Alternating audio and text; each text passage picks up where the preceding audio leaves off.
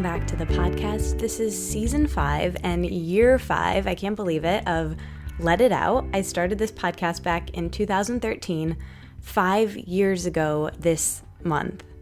And I couldn't be happier that I did. You've heard me say this before if you've been listening for a while, but this is the greatest thing I've ever done.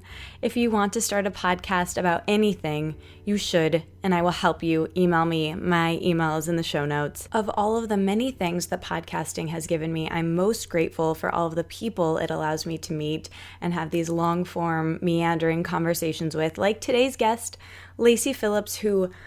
wow, she is magic, from her style to her aesthetic and her tea infusions, and not to mention her message and what she does as a manifestation advisor. She really inspires me big time. Her work has been so meaningful to me. I was actually pretty nervous to meet her in person because often when something is so meaningful to me, I just don't want to be let down. And with her, it was honestly the opposite of being let down. She is so real. She's the real deal, you guys. She is kind. She's genuine. She's smart. She's articulate and so beautiful in all of the ways.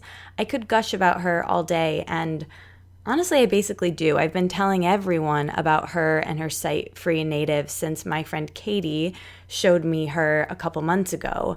And if you are new to the podcast from Lacy's tribe or just new in general, welcome. Thank you so much for listening and finding this episode.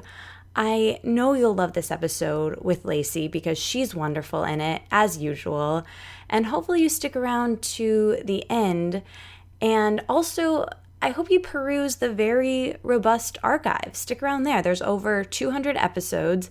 And most importantly, subscribe, because what's coming up I'm so excited for. The conversations that I've already had for this season they're just so great. I can't wait for you to hear them. I've recorded with amazing people. I can't wait for you to hear. And at the very end of this episode, I'll tell you who's coming up next week on the podcast.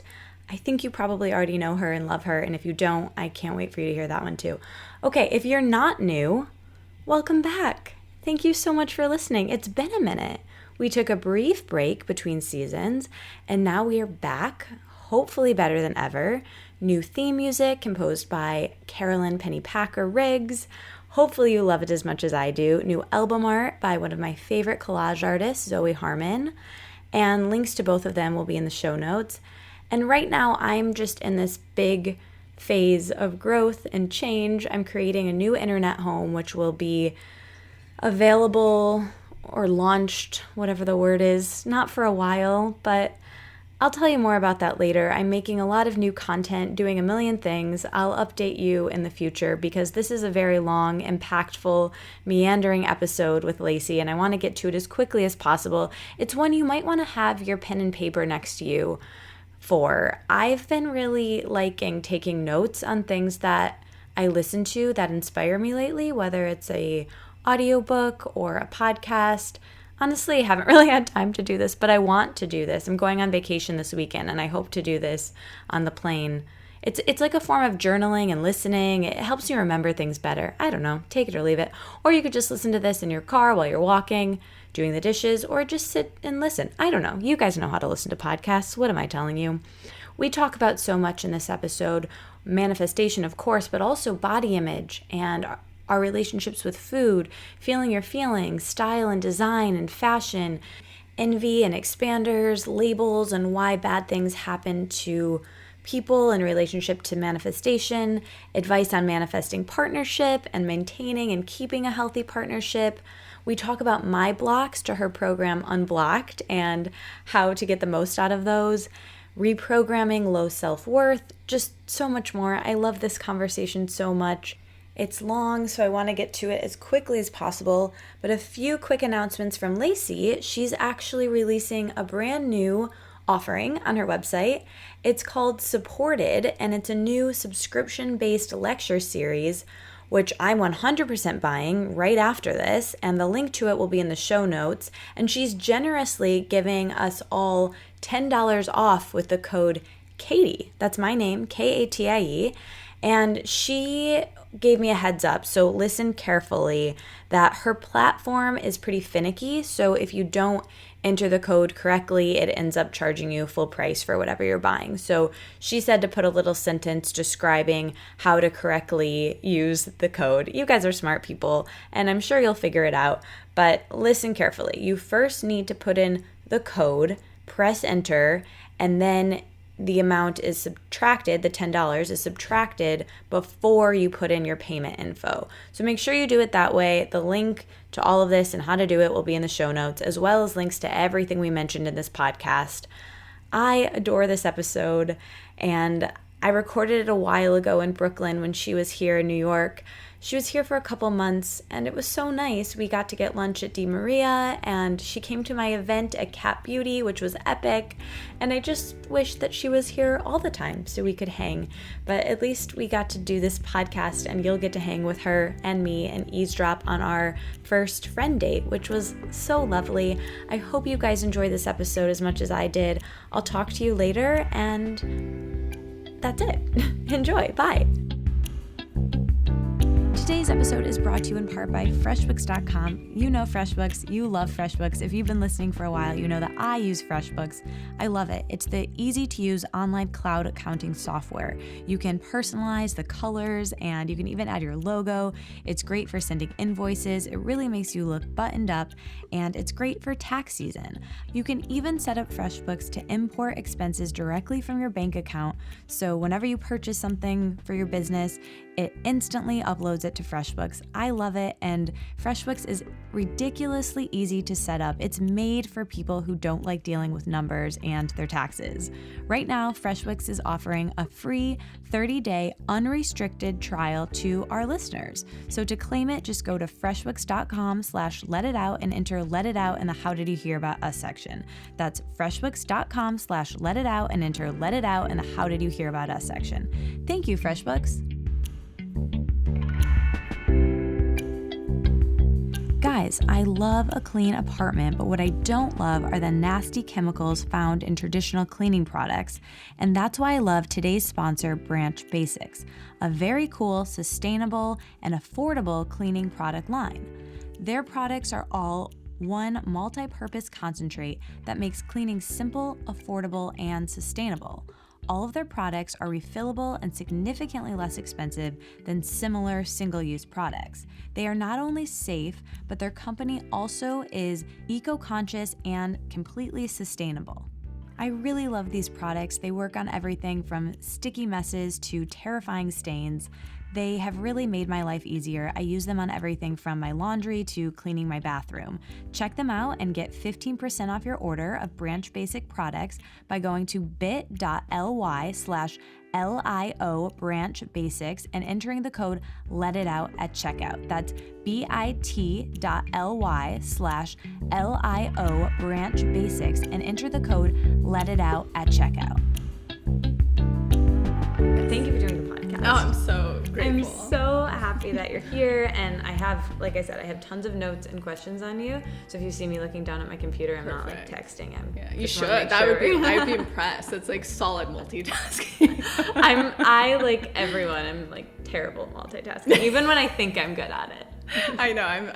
I like to boast about it, but I think everybody's terrible. Yeah. We like to think we are until something goes awry. Yeah. Well, yeah, thank you so much for doing this. I told you I found you 6 months ago and like really dove in, and I love your site. I love your aesthetic. I love everything you do.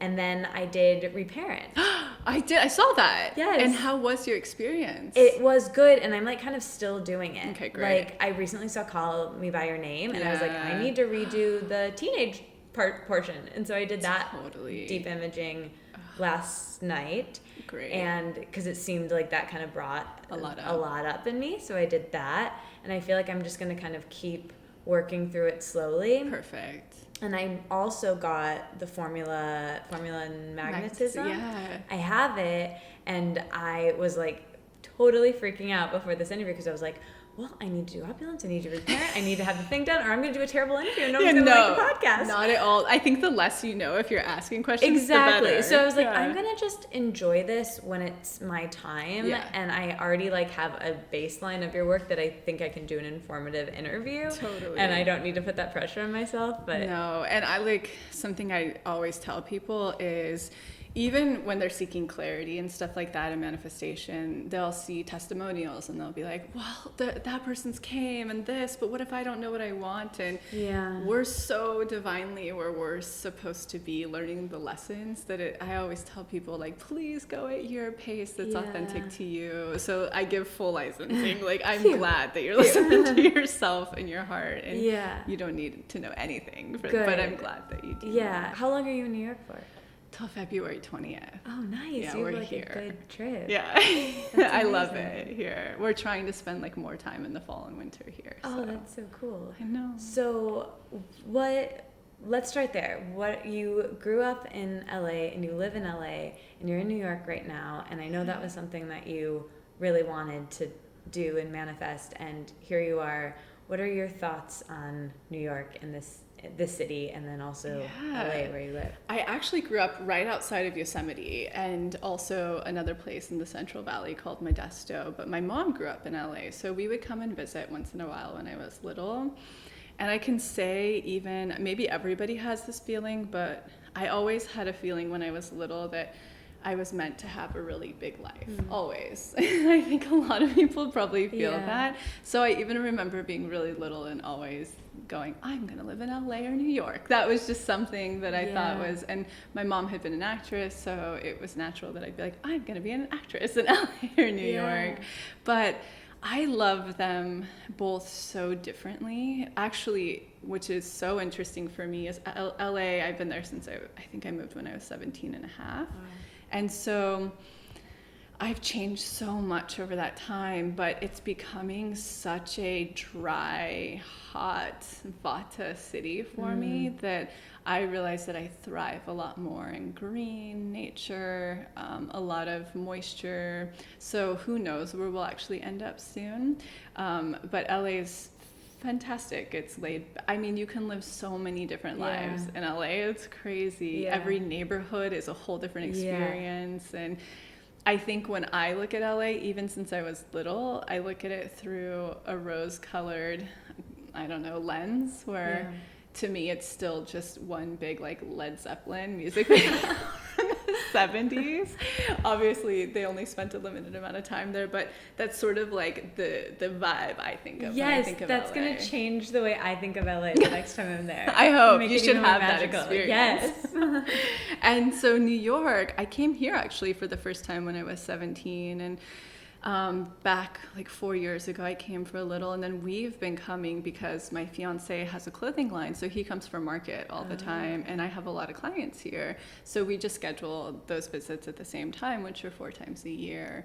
And I love New York. I can't live here. My endocrine system would never be able to handle it. But I was even walking to a massage the other night, and I was like, being a stranger in New York, and maybe you felt this when you moved here, it's like the most romantic thing on the planet by yourself. It is so magical.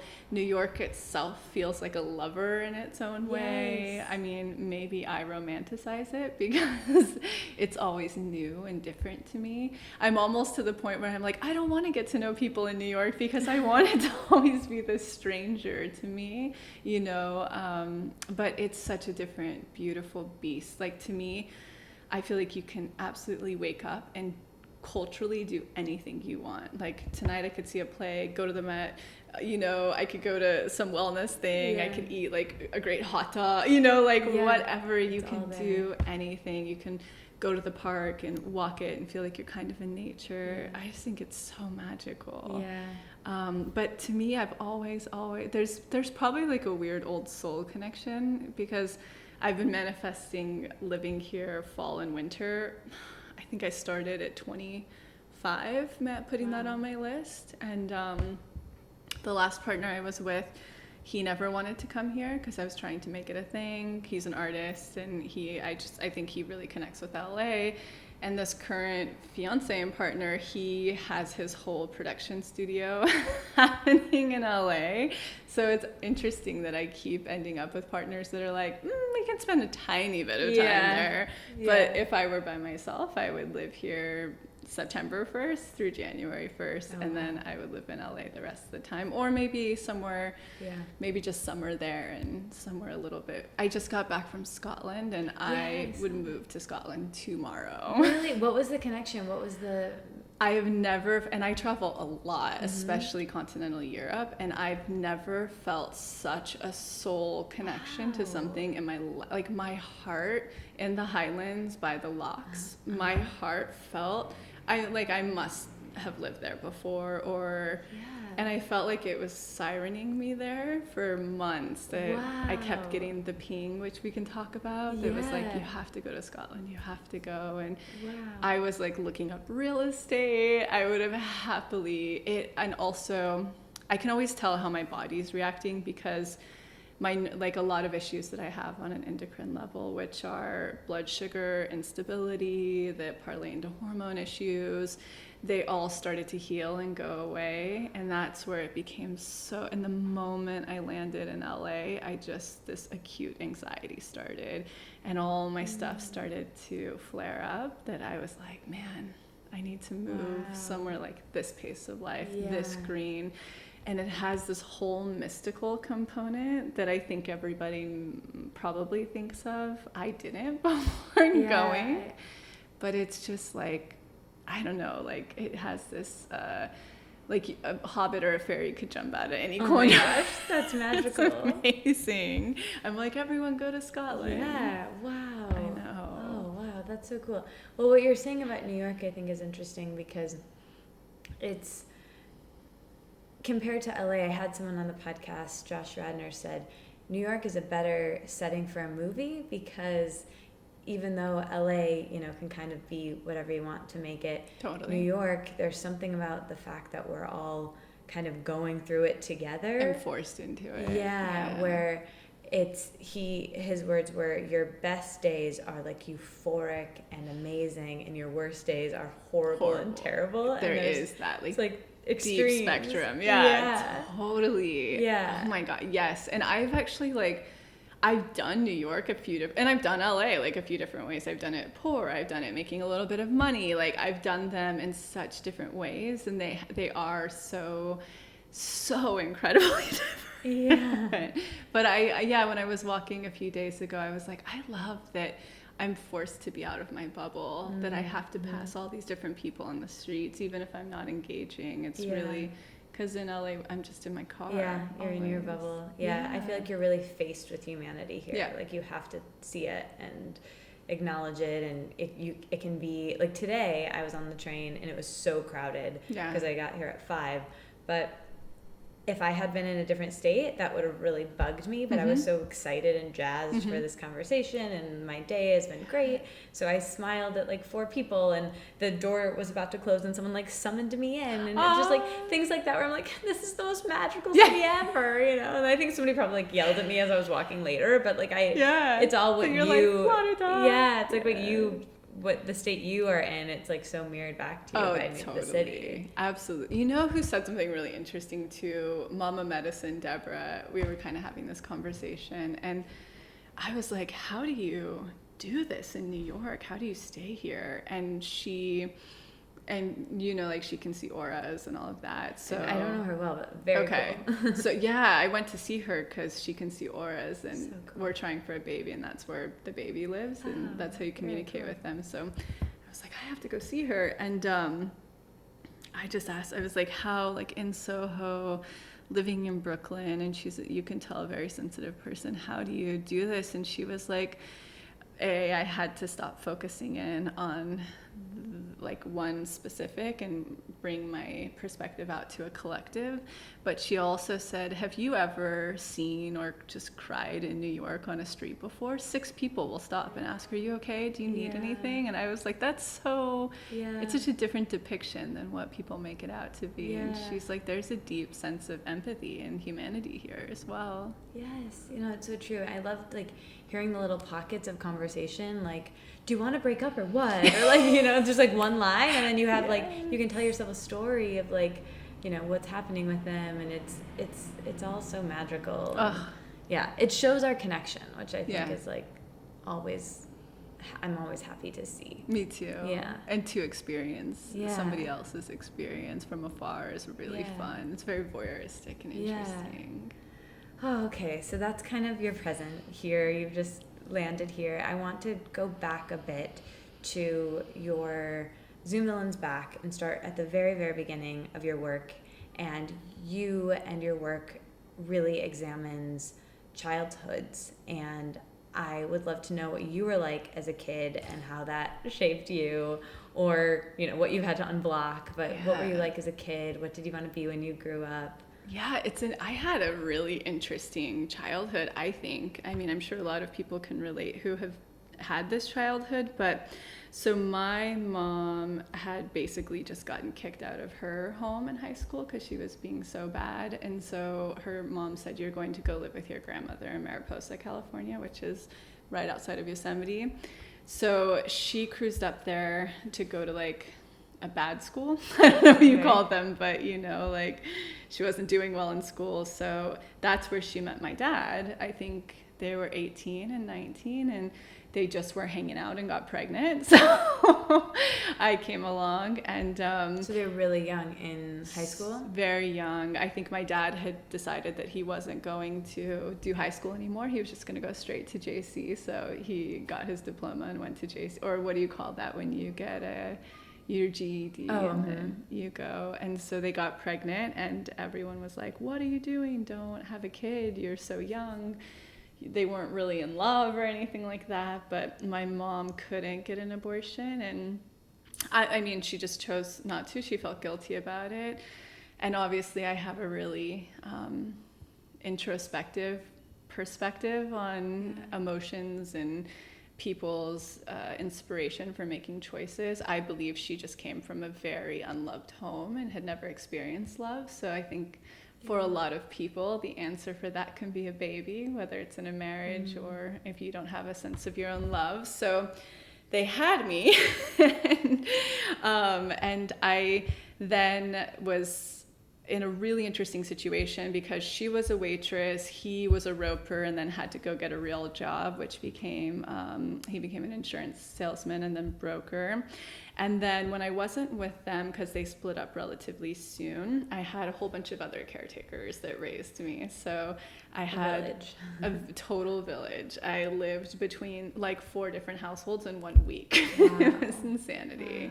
Wow. So I had my aunt and uncle they are my father's sister and her husband, and he's Iranian. So I had this really like incredible dynamic of modeling that's Middle Eastern and that culture, which is very family oriented, and he loves children, so he was really present with us. So they were very educated and stable and made great money, and I have 2 cousins that are their sons, and we're all kind of the same age, so they were kind of my brothers growing up. And then aside from that... Are you still close with them? I am, in a way. We've lived apart for so long because they're still in my hometown, and I love them so much, and I love watching their kids, grow up. But we haven't really lived in the same town since we were 17, so it's so hard, even though I know we love each other so much, it's hard to be hyper close. But they're fantastic. And then my dad's parents also helped raise me, and they were kind of my like biggest sense of modeling for caretakers. They were truly like the most loving, the most stable. It's also where I was first introduced to anything alternative, because my grandmother was really into it. She was a medium, and they had a house in Santa Cruz, their summer house. So we were always there, and she was just always into weird shit, like bathing nude. And I mean, just it was all around, like crystals, all the things. And so I really got that from her. So my childhood, it was like, that's a lot of the good. Obviously, I think that a kid being raised by two kids in a lot of different homes has a lot of places where the ball can be dropped with self-esteem and connection and, you know, stability, which is, I think, so important when you're growing up. So for me, by the time I moved to LA and I was an actress, I think even though I came off as a very confident person, I think my self-esteem was pretty low and insecure. And I don't think being a model or an actress helped that in any way. It only fosters those insecurities. And I do always like to make the point and tell people, when you see, and a lot of my body of work after April of this year is going to be centered on a whole new collection of work of authenticity. But when you see these, for instance, I'll pick celebrities because it's a pop culture that so many people are familiar with in the collective consciousness. But when you see someone like Angelina Jolie or Jennifer Lawrence, or someone like Gabby Hoffman, who is incredible, but not the traditional, you know, starlet, it's fascinating to watch when you see them in an interview. What makes them so magnetic? There's many things, but what truly makes everybody tune in and can't take their eyes off of them is how they are so authentically, vulnerably themselves and not trying to do an ego dance. They're very detached. They're really, really just vulnerably being honest. And, you know, when I work with artists, and myself included, when I reflect back on this, I was so not in that place.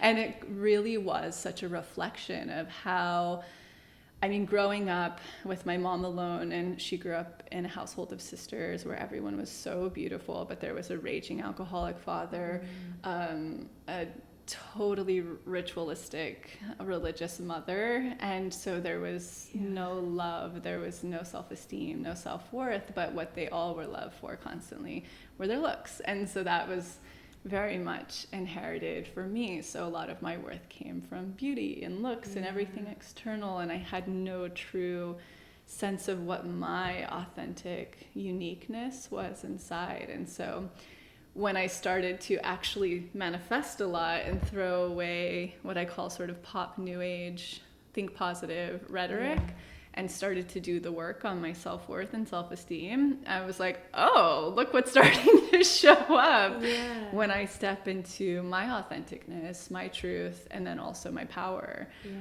And that's where I started to kind of figure out this whole process of like, that never fails me. That is fascinating. So it's so cool how you've debunked so much of this through your own experience. So you're in LA, you are acting and modeling, and I think I heard you say someone gave you a book on manifestation. Totally. Is that how it came to you? And so talk a little bit about that time, and then I really want to get into some of the concepts. I have a few that I want to hit on, but really maybe addressing this, what you were starting to say about the, you know, pop self-help and all the Abe books and the whole gang. And you know, I've been in a place where I've used it as spiritual entertainment. Totally right. It's like laughable. Like I'll turn on a video of like Abraham Hicks pimple, Abraham Hicks relationship thing, Abraham Hicks whatever, like just wanting something. And then not understanding really how to use the concepts. So that's how it came to you. So then did you have success with it? Tell us everything. So this is a great question. So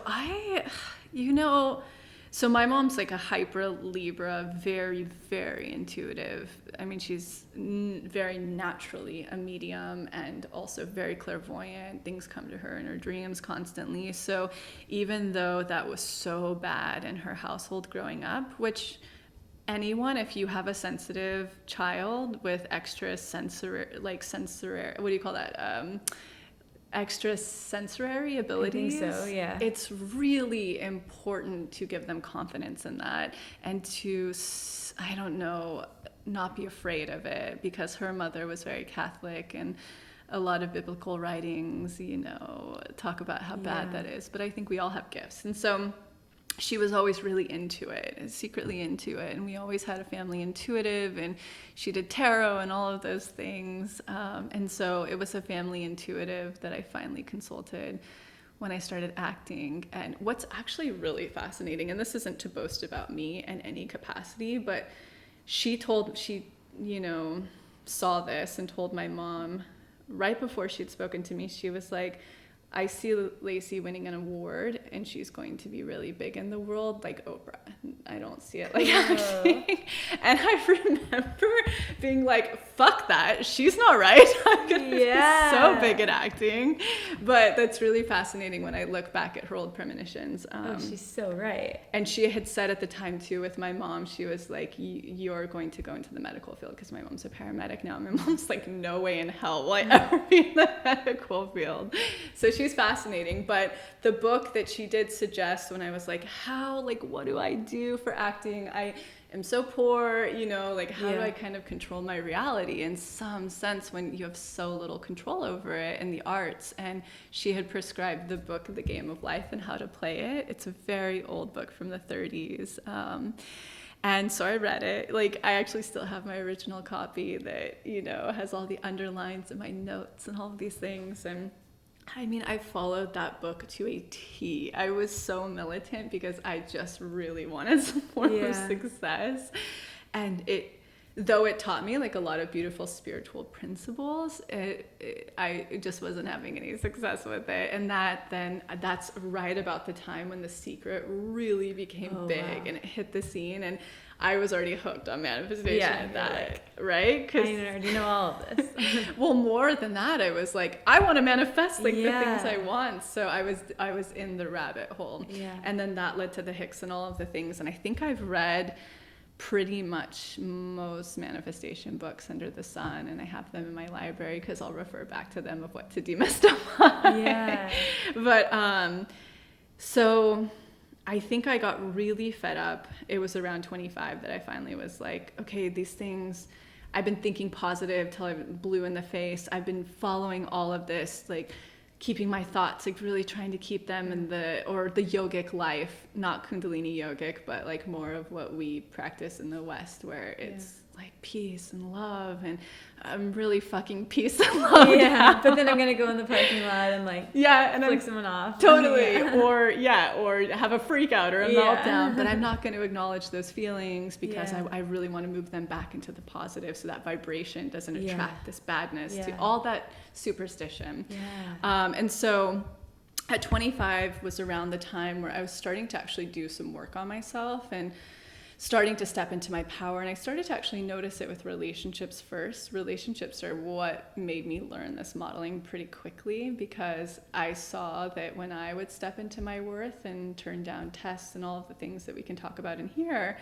what I would ask for specifically on a list, like down to hair color, this, that, I mean, crazy specifics, I would manifest it. And I'd be like, holy fuck. When I would meet the person, I would be like, this is magic. You are, and I would show them the list and be like, I don't think I'm crazy, but like. What was their reaction to that? Always, this current fiance is very spiritual. So to him, he's like, oh, I went to India and I called you in. You know, I was finally met with my match in a beautiful way. And he's so wonderful. But this is something I will say about Tauran men. They're usually, unless they've gone through some sort of big trauma, Tauran men are so earthy and so into groundedness and pleasureness that they don't have a big spiritual connection. So to him, he'd always be like, oh, that's cool what you do, but I do this, which is none of that. So we couldn't like rejoice in that together, which is totally fine. But things like that would happen, I mean, constantly. And so I started to go, okay, fucking throwing away all of these books that have failed me, and I'm going to just start doing what I do, or playing with energy. And I've always had a really weird gift that I was born with, and maybe it's because of my mom, where I understand energetics very well. Like, for instance, I can tell if this thing happens, this thing will follow. I just am very understanding of how energy fills space and how it moves. So you had that before you even started reading the books? Absolutely. Okay. And I didn't honor it much because nobody had shown me how to hone in on that, or how to, because if you're an insecure person, odds are you're not really listening to your intuition very much, because you don't feel worthy of it on a subconscious level. So it was also around that time that I was like, no, dude, I'm always right. Like, I knew that was going to happen before it happened. And I know when she said this would fall. Like, I started to really honor it for the first time. And it's not crazy. I was also stepping into my worth, you know, and growing my low subconscious self-worth. And so that's when I started to really play, and I started to notice these books are bullshit in the sense that the universe tests me every time when I stepped away from something that was no longer serving me and started to step into my power. I would get tests, and I started to get to the point where, and forgive my language, but this is just how I speak, where I would be like, don't fuck with me, universe. I'm not playing around here. Like, I asked for this and I'm not settling for less. And that's when it would show up. So it was like I was doing the work. And then I started to realize too that until I had seen enough and believed enough of something existing, there wasn't space for it to come through. So a lot of everything I teach was just through my own research, through trial and error. And that's when I started to, especially with relationships, once I had it down, I mean, you can even ask my friends who were with me single last time, where I would be like, watch. And I could be like, a test is going to come. Here comes the test. And then I would be like, bam, there's my person. And the list, all the things I'm asking for. And that's when I started to really understand, think positive, stay in the vortex. All of that does not matter at all. And more importantly, it's debilitating people. Yes.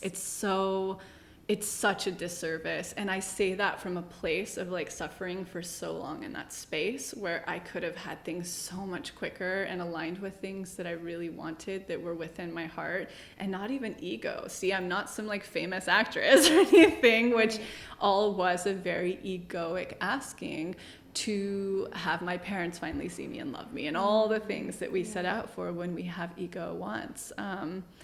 So it's like, that's a big part of my mission and message, is to be like, please welcome your polarity, please welcome your negative emotions. They are not going to manifest. They are not what's like manifesting. Your thoughts don't manifest. It's so far deeper than that. Yeah, and you say this in one of the videos that I watched, like, think about it for a second. Of course our thoughts don't manifest. It would be a shit show. Totally. So, like, we think in polarity all day long. It's like, I'm stuck, I'm great, this, that, bad, like, as if we're that powerful. Right. It's a joke. Right, which is so, I feel like because I grew up Catholic school, the whole thing. Wow. And I feel like I switched that programming for the Abraham Hicks and the spiritual and whatever, to the point where, you know, that was so dogmatic and rigid, and I have a personality type that's, you know, that is part of ritualist me. Or obsessive. I'm the same in a lot of ways. So I pick up that stuff easy, and I did that same, I applied that kind of same rigidity to new age, pop new age stuff that we were talking about.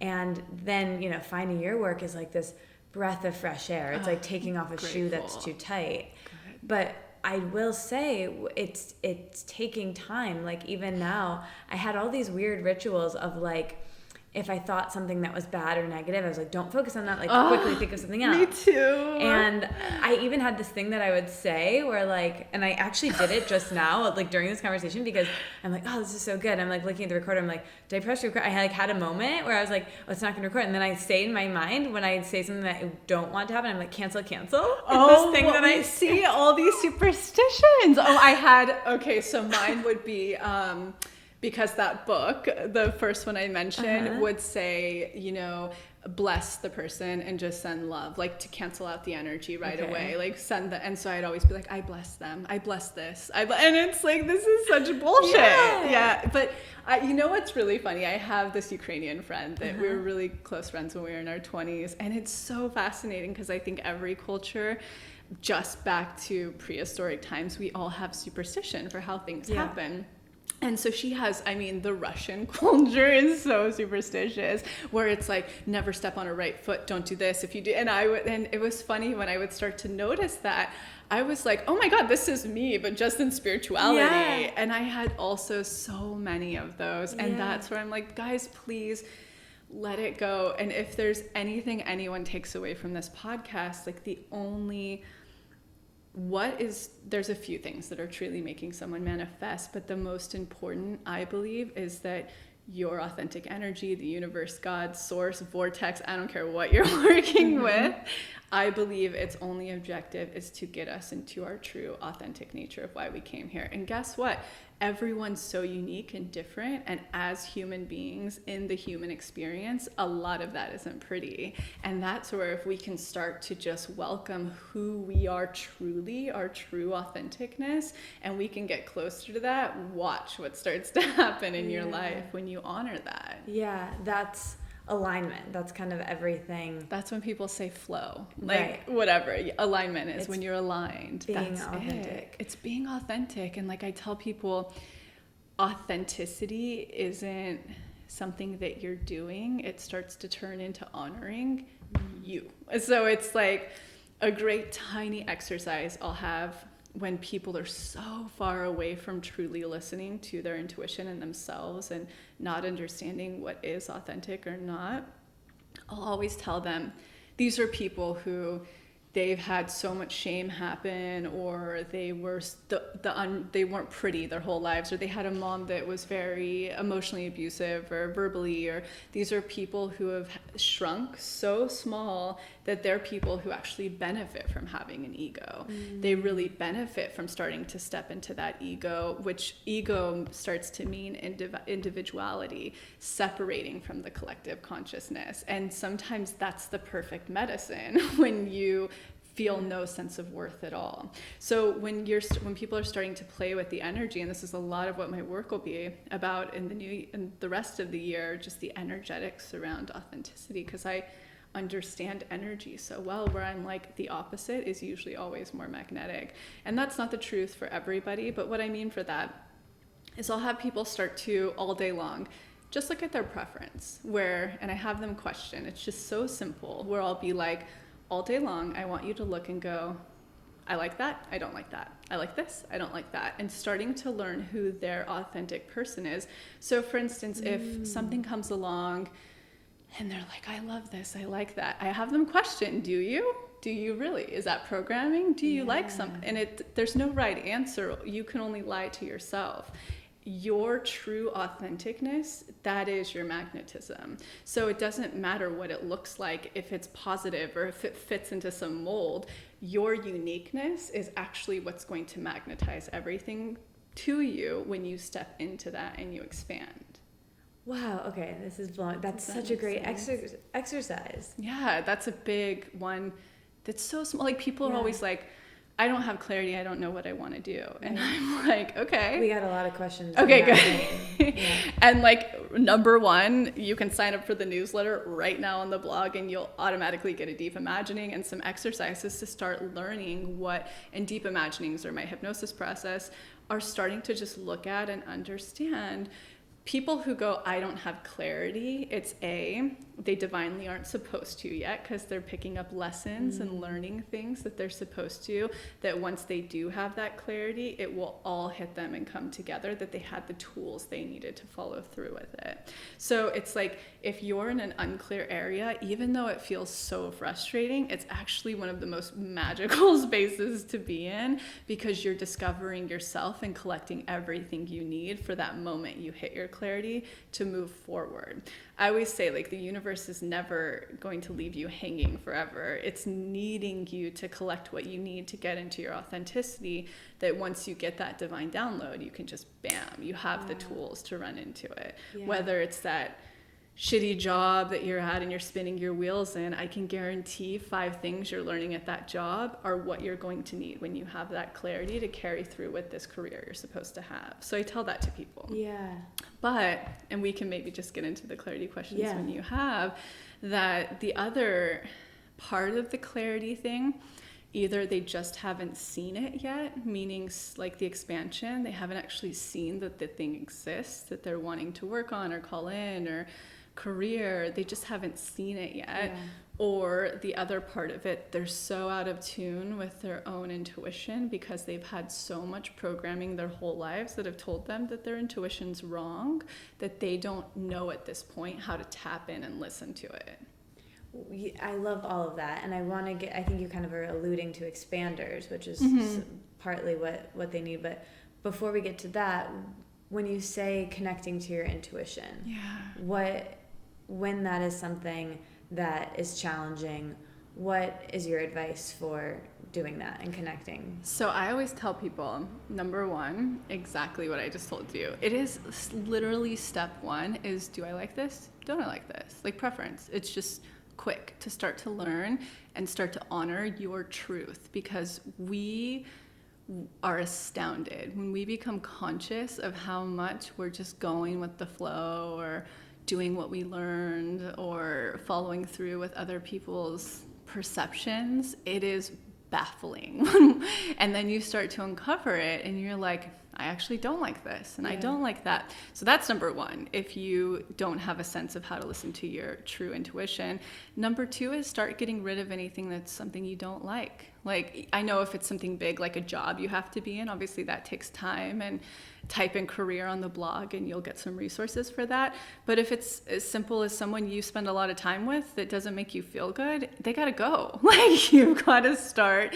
Anything that's not reinforcing your authenticity is going to continue to reinforce not to listen to your intuition. Yeah.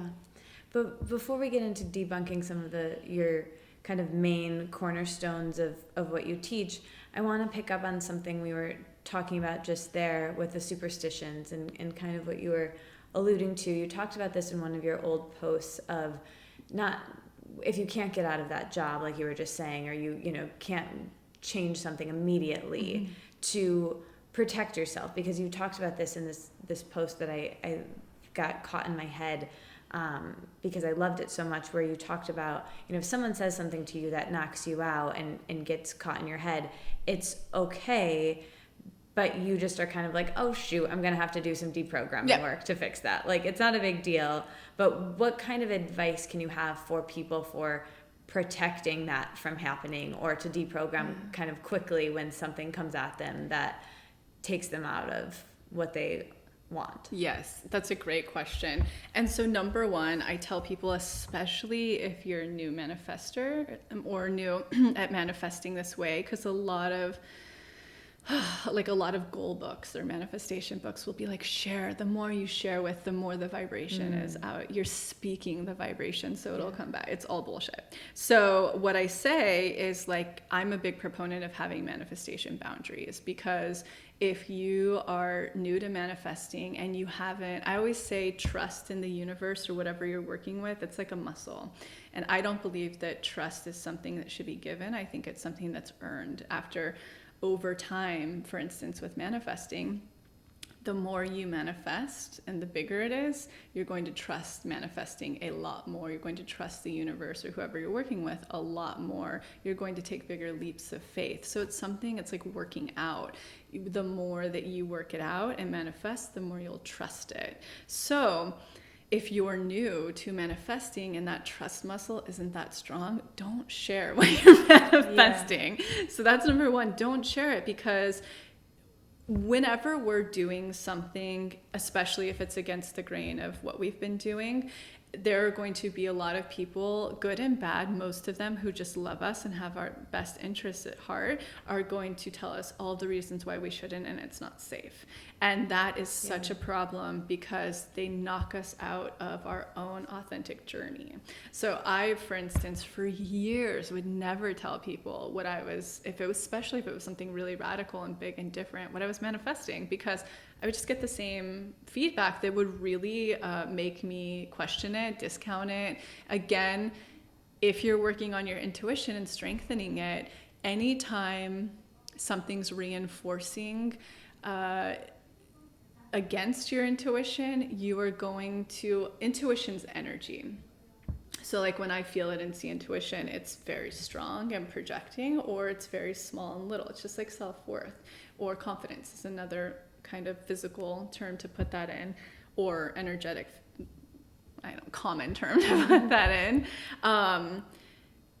When we start sharing things that's vulnerable of what we're calling in and manifesting, or our intuitive insights of where we're supposed to be going, and we get a lot of pushback from people who aren't supporting it, it's going to take that energy and make it small again and low. So I'm a big proponent when I'm working with clients, they'll be like, oh, but my mom, I'm like, don't fucking tell your mom. Like, don't rule number one. Have boundaries. And I had to learn that the really hard way, and I did.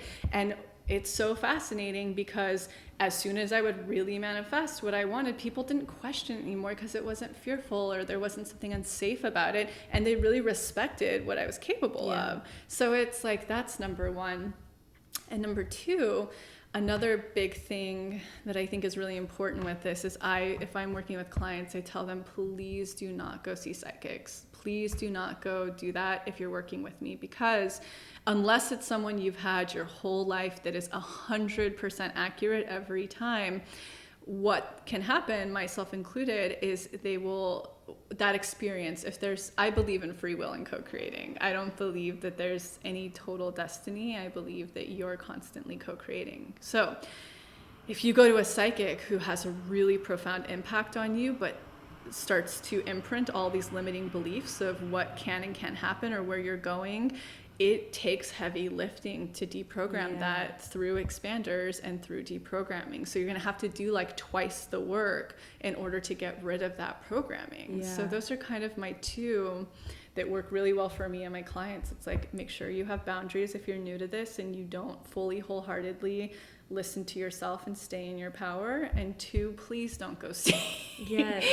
Like I have clients that will, because I understand when we're in a place of needing hope and needing insight. If you have an intuitive you seek that never tells you futuristic things, but they'll intuitively comment on like, I feel that this is good or that, of what you're already coming up with, fine. But please don't go to like futuristic people, or if you're working with me, don't do it. Just because it's going to take a lot more work if it goes against the grain of what you're manifesting. I'm so glad we talked about that, because I think that's so important for doing this work and getting the results, or getting, feeling the clarity is not to be knocked off, and those things can knock you off so quickly. Absolutely. I'm glad we covered that. Okay, something else that I want to get into. So you say, and you believe, and I also believe, that our beliefs are what we manifest from, not our thoughts, which we've been talking about. So let's get into our beliefs and deprogramming, and talk a little bit about, your offering Unblocked, especially Reparent, and why, I mentioned that a bit at the beginning, but starting with childhood and going back that far, and specifically why shame is so harmful. Absolutely. So what I started to learn for myself, obviously what we said is, I was like, my thoughts aren't determining a lot, because I'm spending an excessive amount of energy trying to be positive and trying to visualize what I want. And so I started to... It was really weird and intuitive. I was so young, and I remember being on the beach, having studied nothing in psychology or anything like that before, and questioning myself. I was actually looking at patterns in dating of men who had showed up in my life, and I was like, I'm just so curious. Do they resemble anyone from my caretaking, like whoever raised me? And every single one of them represented someone who, and so I'm different than a lot of people because I have so many caretakers. So when we have so much different imprintation, we're attracting so many different types of personalities. I relate to that so much. My mom was one of 6 and that same sort of thing. Village, yeah. So fascinating. It's so fascinating. And I mean, that was so young, and I started to really journal, and I was like, wow, it's actually interesting because this one particular person in my childhood, they are the reason why I'm afraid of this. And I started to map and look at stuff, and I was like, this is really limiting me. And this was super early on. And then I started to myself like study a lot of different modalities in psychology, and I started to go, wow, this is profound when you actually do work. And not in psychology, unfortunately, a lot of it is talk therapy. So it gives you a lot of awareness, but nothing was a deeper subconscious situation. And for me, I started to realize that obviously I don't believe thoughts attract what we want. You know, they're not what are the drivers for manifestation. I believe it's beliefs, but even more importantly, subconscious beliefs. And I started to notice when I would do my own versions of mapping, I was like, every single block relates back to childhood. Like, I'll find something in my 20s and I'll be like, yeah, but did this ever happen earlier? And it would always, and like about 14 or 15 is when it felt really solidified. When I would map, it would always come back to under 14 or 15. Wow. The original belief or the original dynamic or relationship that I was continuing to manifest today, whether it was coming or not coming. Obviously, if it was coming, it's because I felt like I had worth on the subconscious level. If it wasn't coming, it was because I didn't have worth, that something had programmed that I was unworthy of something through shame. Wow. And so shame is the biggest creator of our shadow when we're growing up, and even in our adult lives. Shame, you can thank shame for anything you're not manifesting in your life, or you can thank having never seen it on a subconscious level before. So shame is the root of every limiting belief we have, and you can always tie every single thing back down to when you felt unworthy or unlovable. However, it's in the subconscious state where you can actually manipulate it and shift it. And so when I work with people, it's through hypnotic, which you've experienced. Mm-hmm. It's a lot of hypnotic work, because that's like where the beauty of neuroplasticity comes in, where we can legitimately recreate our neural pathways and the way that they circuit and connect. And so when I started to do a lot of that on myself, I started to see that the world showed up to me totally differently.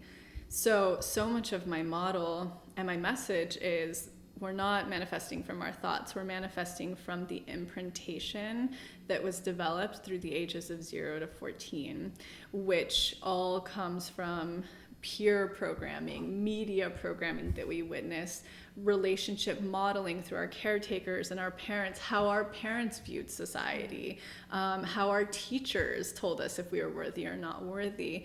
And all of that's comprised, and it's what we're still manifesting today, whether good or bad. Every single dynamic, every single thing that's coming into your life is from an imprintation you picked up during those years.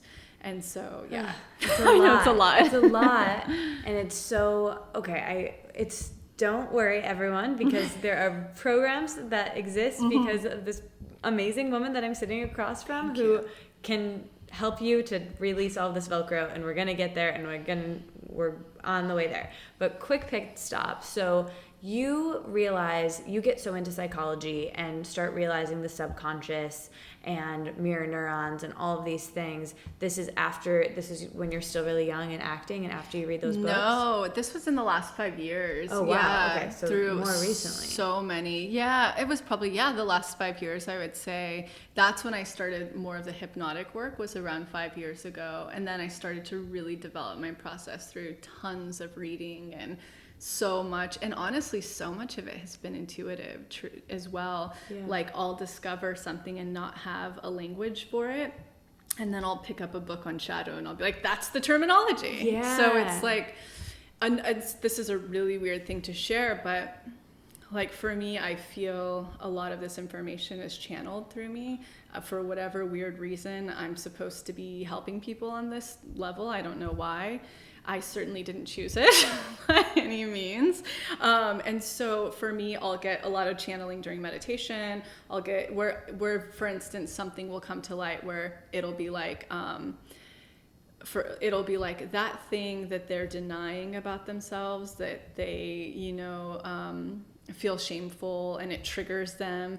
If they were just able to start to accept it, that, and really live it and own it, then it would kind of block that. It would open up that space for them to manifest. And then I would stumble on a book that's all about shadow, of like rejection and starting to integrate your aspects of self. That's what I think is so interesting about your work, is because, so for me, I don't need the science. I don't care about the psychology. Yeah. If somebody who I like and I connect with and I relate to will tell me, I will do it. Okay, like I cool. will, that's me. Yeah. But like my boyfriend, for instance, or like a lot of people I know want to know that this is steeped in psychology, or that this is what this is, and this is what this is. And then it works the same for both people, but people just have different lenses on it. And I've heard you talk about it in both ways. Yeah. I've heard you articulate it with the psychology and breaking down exactly what's happening that way, and then I've heard you talk about it in the more intuitive way, and you really blend both. Yeah. And I think what strikes me most about your work and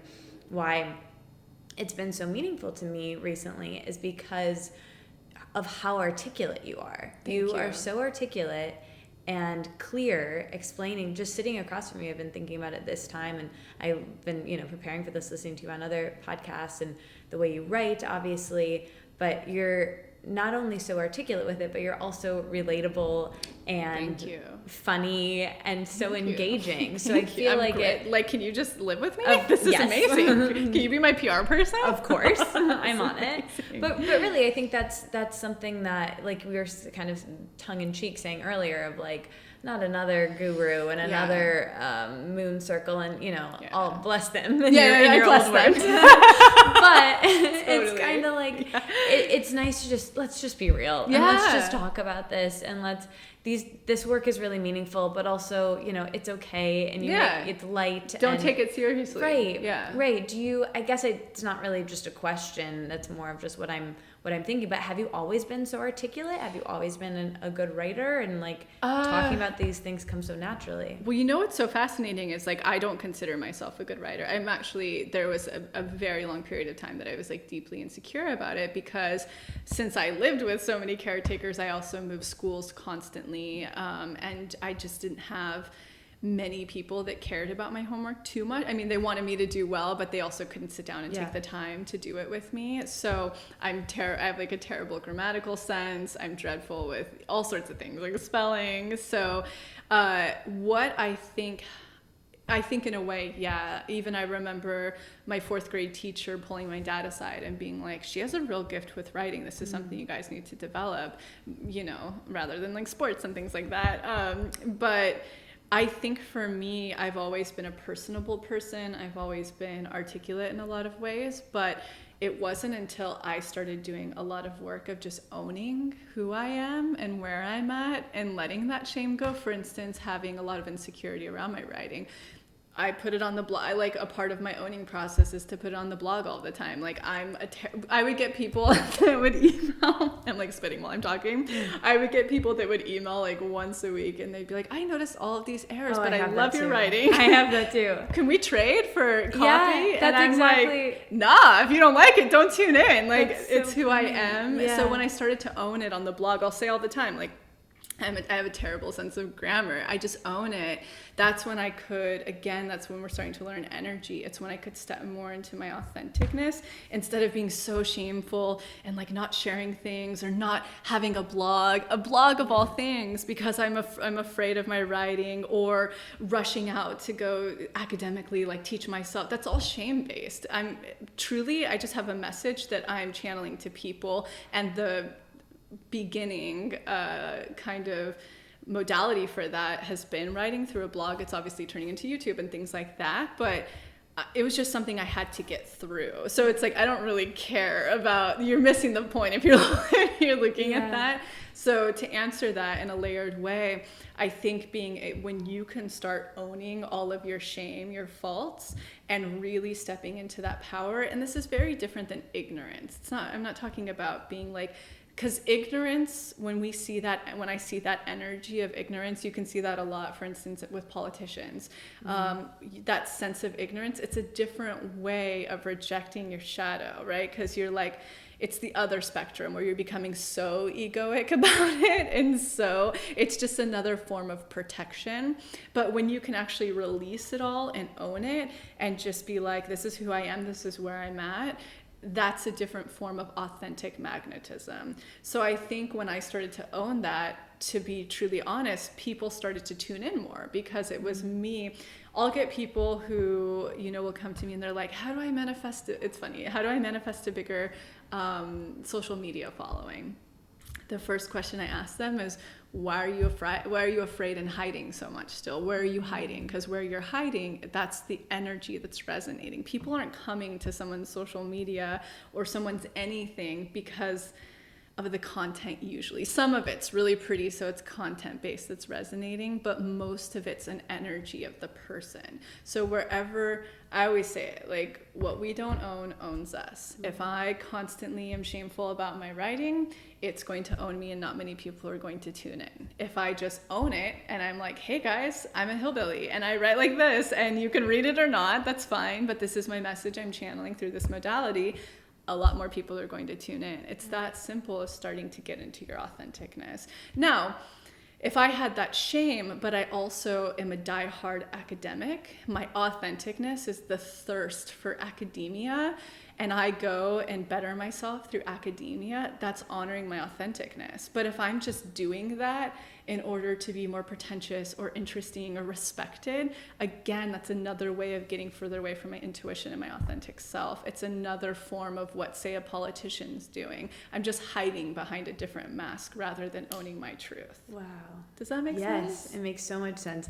I want to go back to the thread of where we get with Unblocked, but while we're on this, you talked about something recently that I wrote down in my journal because it really resonated. It like hit me hard, where you were talking about authenticity as a little pearl within us, and we are, I guess I have you right here, but yeah. I'll try to articulate and you can tell me. So basically we're protecting this pearl within us, and we all have these different, how thick our shell is based on all the things that we picked up like Velcro through our lives. But the more we let it out, like you were saying, with,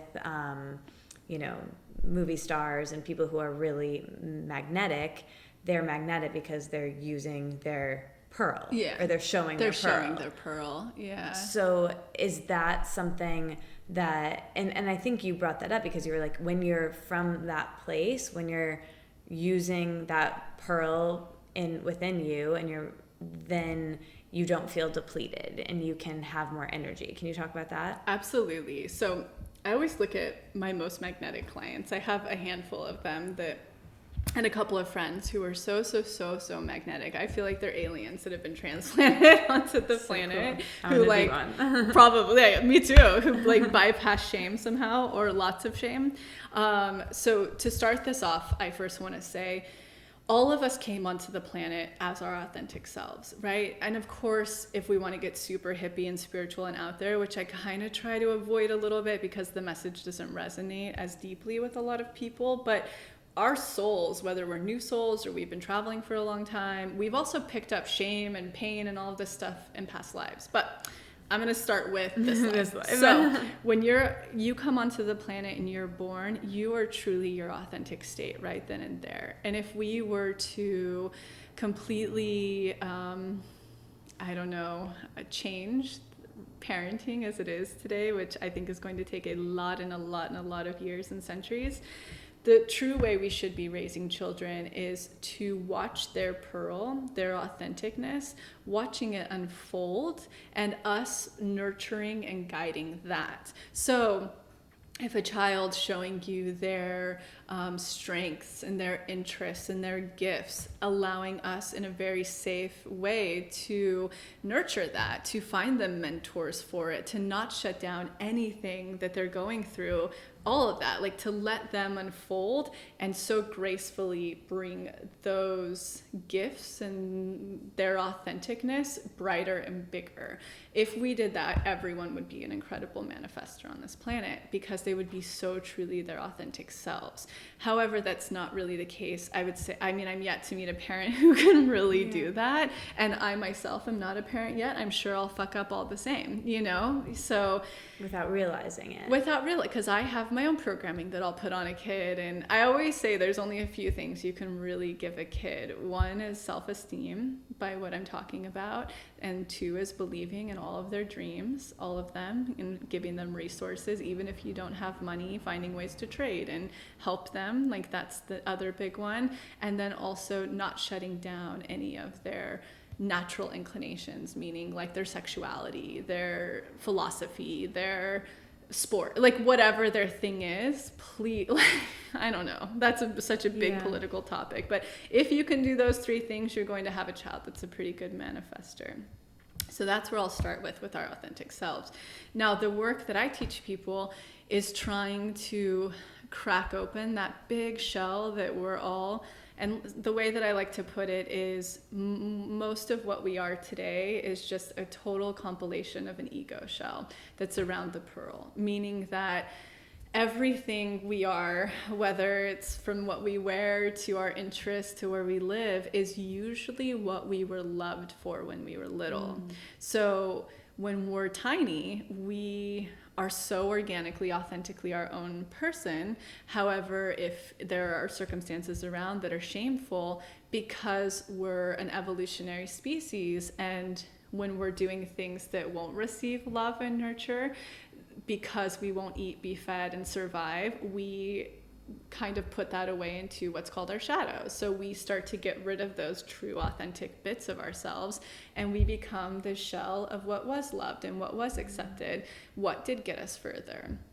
So that's why when people are in stalemate and they're not manifesting a lot, it's because that they're so far away from being that pearl. And even when they think they're close, they're still usually pretty far away. And that's what all of the work that I'm creating and trying to create is how to bust open that shell and how to be in your power as that pearl, because that is your most magnetic state. Yeah, so this is basically what your work with Unblocked does for different areas, but especially with the one I'm most familiar with, Reparent, goes through what you just spoke about. Because I think, you know, what we were talking about a couple of minutes ago and what you just talked about right now, of like how, I'll speak for myself, it's really overwhelming to me and frustrating, and I feel sad. And again, so much love.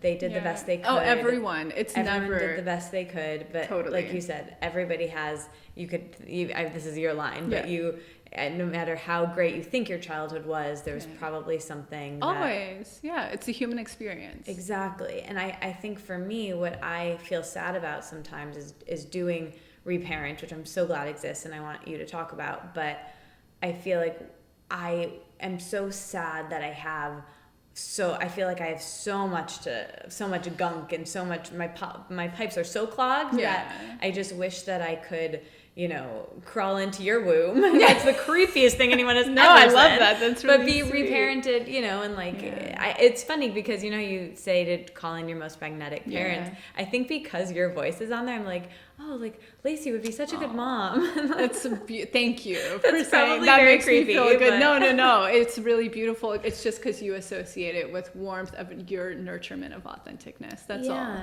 Yeah. And anyway, so I think it can just feel so lofty. Yeah. And your work, obviously, I'm asking a question that's maybe rhetorical, but it's possible. Can you talk about how it's possible to reprogram and unprogram and how you do that and what you have to offer with that? Absolutely. So like the one thing I like to tell people is it's a lifelong process in the sense that, you know, whatever age you're starting at, you had all those years before of programming, you know, of not even really truly on a subconscious level asking yourself, who am I authentically? So I always say, give yourself a break. The moment you start doing it and start like delayering, you are automatically creating magnetism, because I always say what creates situational magnetism is when you do any step that starts to step into your authenticness. That's what the universe reacts to. When people are like, I'm doing the work, but no tests are coming, it's because they haven't actually created situational magnetism. They haven't let go of something that's not serving them. They haven't done something to truly step into their authentic selves yet. But when we do, for instance, actionable ways of doing this, or like when you leave a relationship that's not serving you, or a job, even little stuff, when there's a friendship that's really toxic that you let go of, the universe perks up and it's like, oh, look who's creating magnetism by stepping into their authentic self. So it starts to throw things your way. So even if it feels lofty and big, and when you're in there, you're like, oh my God, I need to do this for a lot of rounds and revisit this.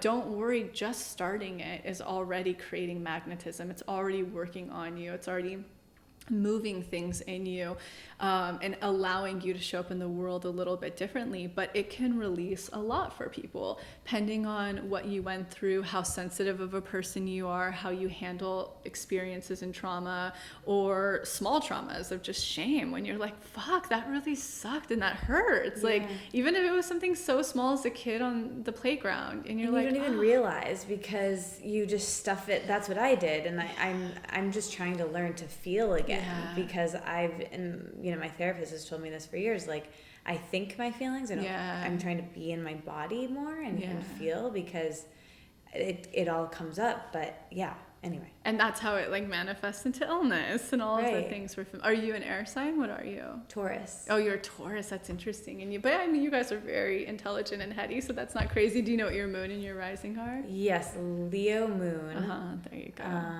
And I forget what my rising is. I'll have to look. Interesting.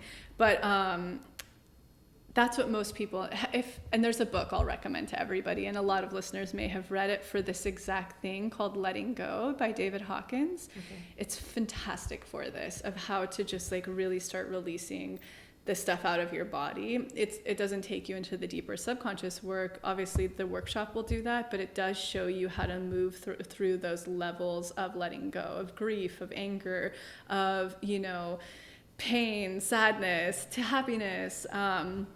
And then another thing I always try to tell people, I'm like, have support around you when you're doing this, whether it is like a really great friend, to a therapist, to a 12-step group, I don't tend to have a lot of support anymore. I did early on, but at this point I'm like, ooh, I'm just going to move through this, because every time I do, great stuff starts to show up, because I'm really showing up in the world differently, from more authenticness.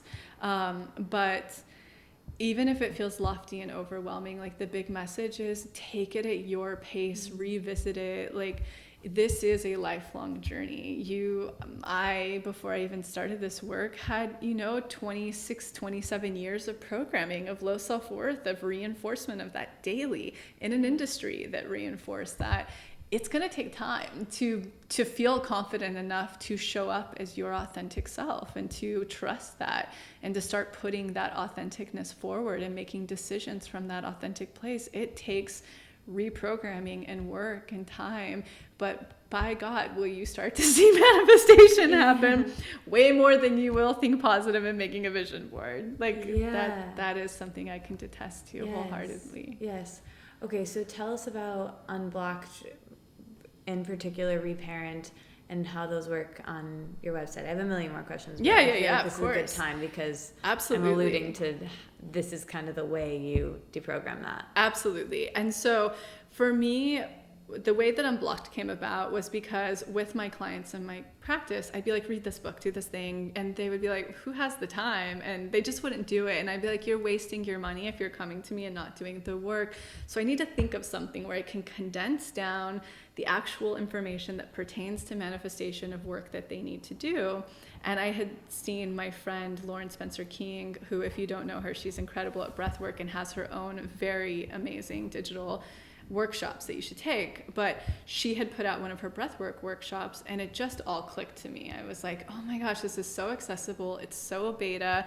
I can price it at a point that I could have afforded when I was at my poorest, because my goal is to reach the people who need it. And so once I had that, I was like, oh, I have all the things that I can start creating for people that I need them to do. I needed the platform. Yeah. And like she expanded me. I need to see to believe how to do it.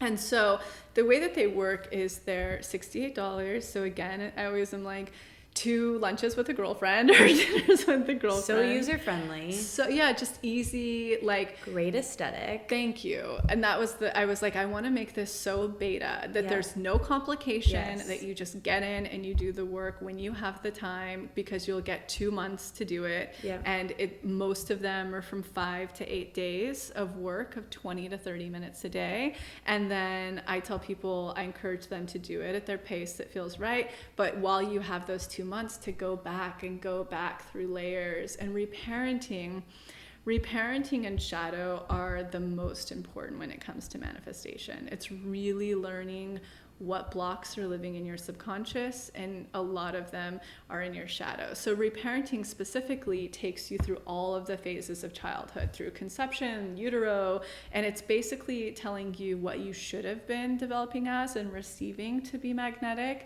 And then it'll lead you through exercises of journaling, and then it's going to take you through my hypnosis process to really see what's living down there in the subconscious, because that's when it's forward and it won't lie to you.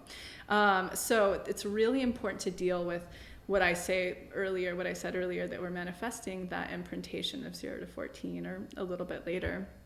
And then shadow is really going to have you looking at specifically those aspects of self that you're rejecting. So like earlier I talked about being like a hillbilly. That was a really triggering word for me, because so much of my mission when I moved to LA was to like be chic and cool, and nobody could tell, and that nobody could tell I was poor when I was little. I really had rejected so many things about me that I was nothing but a shell, and my self-worth was so little. And if somebody ever discovered like that I didn't go to college or all these things about me, it was so debilitating, because my self-worth was so tiny and hinged on this total shell I had put together.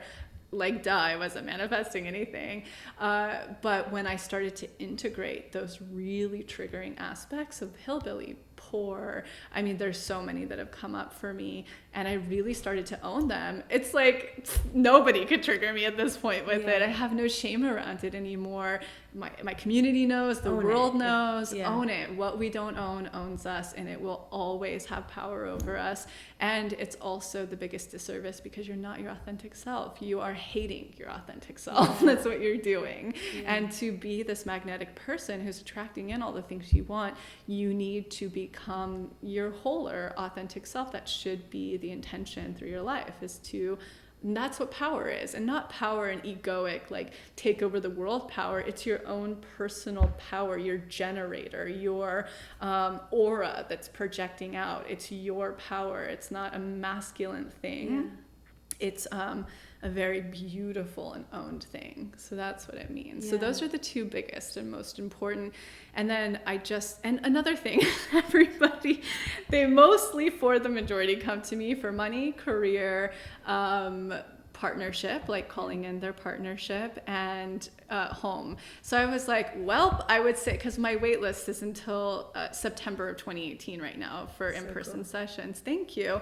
But I was also like, that's a big disservice to people. So I'm just going to make these as unblocked. So if you are trying to work on clarity in your career, or you have financial issues, go sign up for Opulence. It's $68, and it's going to walk you through all the things that I'm going to do with you in session. Like, it's going to have you go through and take inventory of the shame you picked up around money, and seeing what your subconscious beliefs are, where your physical blocks are, all that kind of beautiful stuff. And they're so explorative.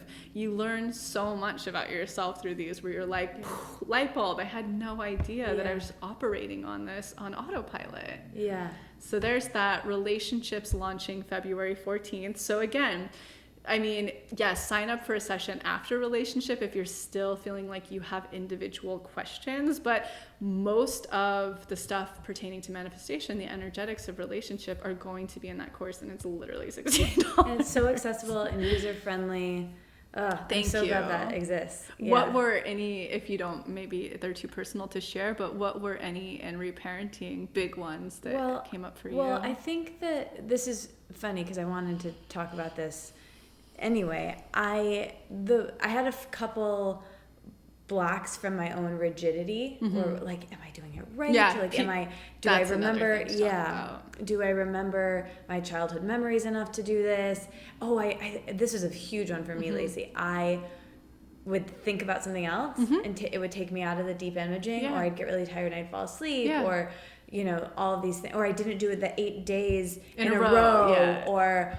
And I finally recently, just because I've talked to so many people who are my friends who are like, oh yeah, this Lacy, do you know this Lacy? And I'm like, are you kidding? I love Lacy. I'm like, people are going to be manifesting. It makes me so happy. No, it's great. There's like a whole crew of us. Awesome. But yeah, it's just the more people I've talked to, they're like, oh no, I didn't do it in the days, and it's fine. So I'd love if you could talk about that, because I feel like there's still a lot of unblocking and a lot of, and I have such the personality that, when you ask me that question, I'm like, well, I don't know. I probably haven't unblocked enough. I probably need to keep unblocking, and I probably have I know what my magnetic parents look like, but I'm not trying. Don't all worry. of these things, and I feel like I need to keep on it. So yeah, just maybe you could talk about that. Great. Yeah, no, this is great. And those questions are universal. I need to write them out somewhere on the blog, support for Unblocked, because it can waste so much of your energy and time. And it's also a really good depiction of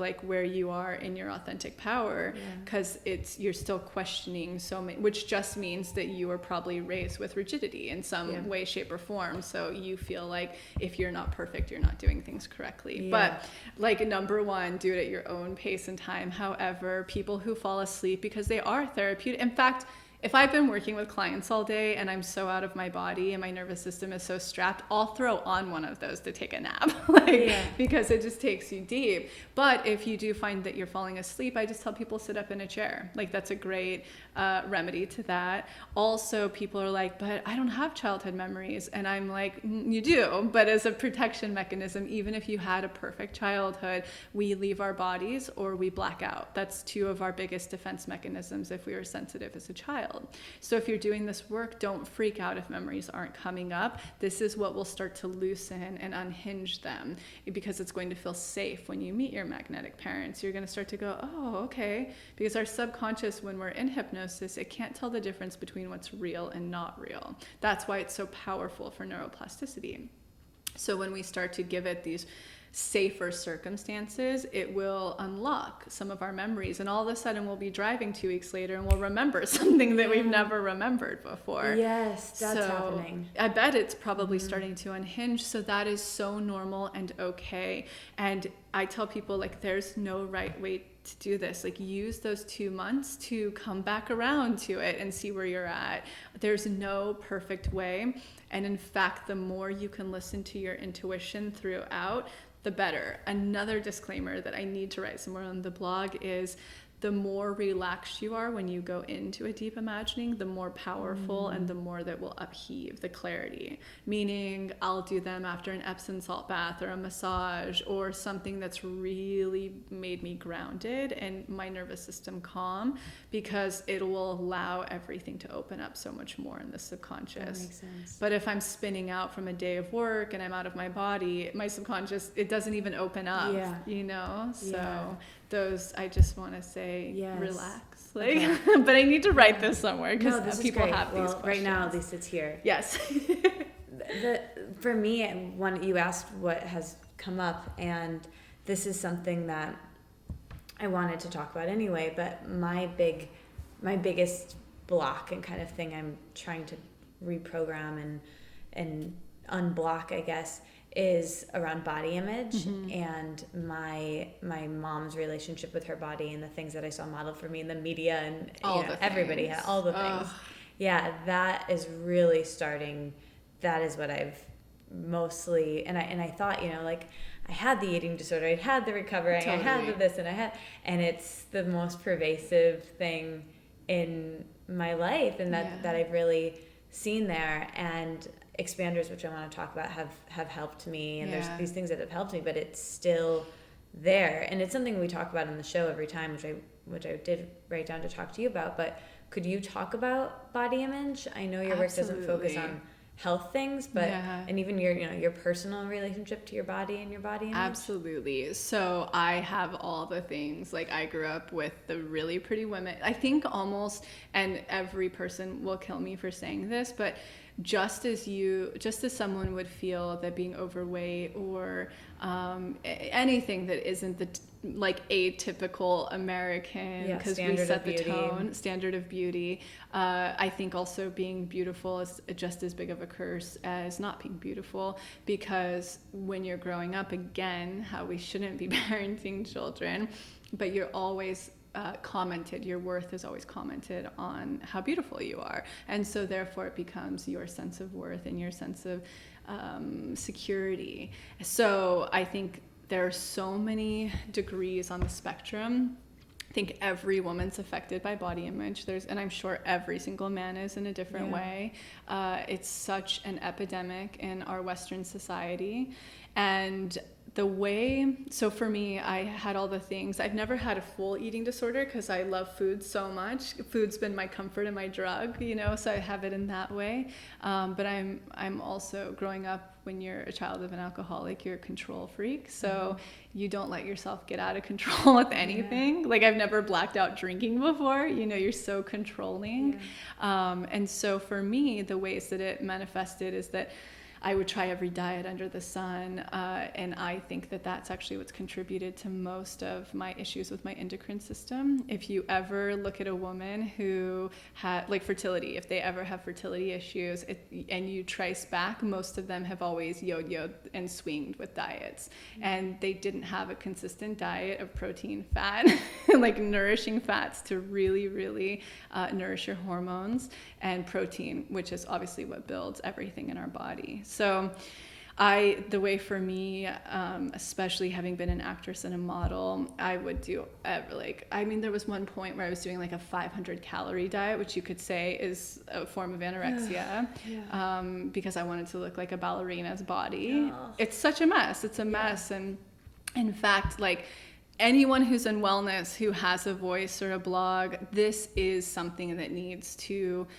there needs to be a Me Too campaign for this. Yeah. There needs to be normalization around this. That's what I try to do by talking about it. It's so important, because I've never met a woman that doesn't have some form of this. Not one. It is an epidemic. So pervasive. So pervasive. It's terrible, and it's contributing to everything in our life, to our hormones, to manifesting. Our mental clarity. Like, that's what Completely. I think, the control and the sitting on your hands and the not going to the thing because you don't know about the food and you don't know of the... Absolutely. It's holding us back from what we could create in the world. Like, I always say, like, I could be the president if I would have...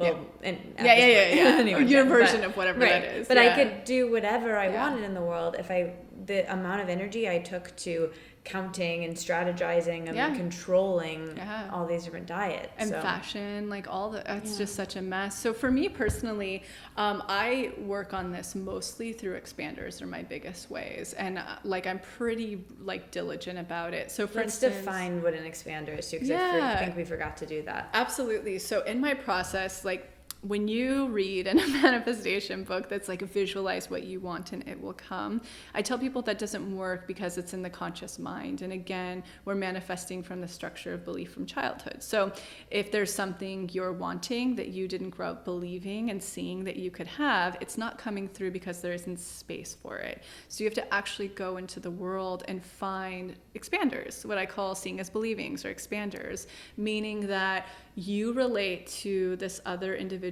or thing enough and that they have what you want. Therefore, your subconscious through mirror neurons registers, oh, well, they have that, I can have it too. It's possible. It's possible. And that's what creates space in your subconscious for this actual manifestation to come through. And you'll want a couple of them, especially.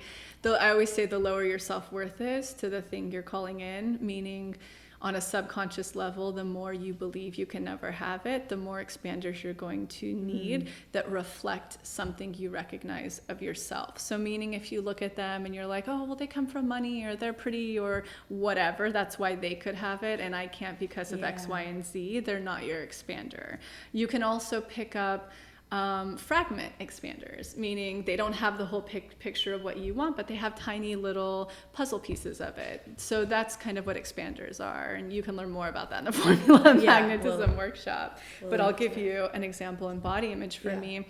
The two things that have been the most successful for me, three things in body image, have been deprogramming shame. The more I do that, the more worthy I feel in general in my own skin. Can you talk about that more? Yeah, so a lot to do with shadow and a lot to do with inner child. Okay. The more I go through and I own and I heal whatever was down below and I expand it, the more I just get comfortable in my own body, the more worthy I feel. The second part is expander. I'll say first because I'll go into expanders. The second part has also been being in relationship, because it's another different type of mirror neuron with someone who loves me like no matter what I'm at. Yeah, without knowing that is huge. Me it's so healing. Yep. Because I'm not having to be something that I'm not. I'm loved for exactly who I am, wherever I'm at and how I am. Yeah, so that's and you're being seen. It is. It's a form of your mirror neurons are registering. I'm accepted. Therefore, on a subconscious level, you're accepting yourself where you don't have it. So that's been very healing, because I've been in relationships in the past with people who also have their own low self-worth, right? Because wherever they're projecting it onto you, you're feeling unworthy. So I've been with people in the past where I can tell, like, when they think I'm bloated and all the, and you just, like, if you're with someone who's reinforcing that, it's not your ideal partnership. It's not going to be what expands you. And then the third have been expanders, and I'll give an example of that. So, of course, as women in Western society, we're growing up around MTV, so TV, magazines, fashion, models, and with that, we're then taking on a shitload of, insecurities and problems and subconscious low self-worth. So one of mine, I'll just give like one example of something, and I've had to do pieces of my body. Are those media, is the media like accidental expanders? They can be in different ways. I think like the way I don't say that they're expanding. I say that it's more of a reinforcement of what's insecure. I say modeling, like it can be shame modeling, because I don't want to confuse it of what's creating space, because it's actually limiting space and what's possible for you. Okay. But yeah, your mirror neurons are registering, your limbic brain is registering, like, that's how I should be. If I'm like that, I'll be loved and everybody in society will want me. Yeah. Exactly. So it's moving you further away from your authentic self. It's a shame. Yeah.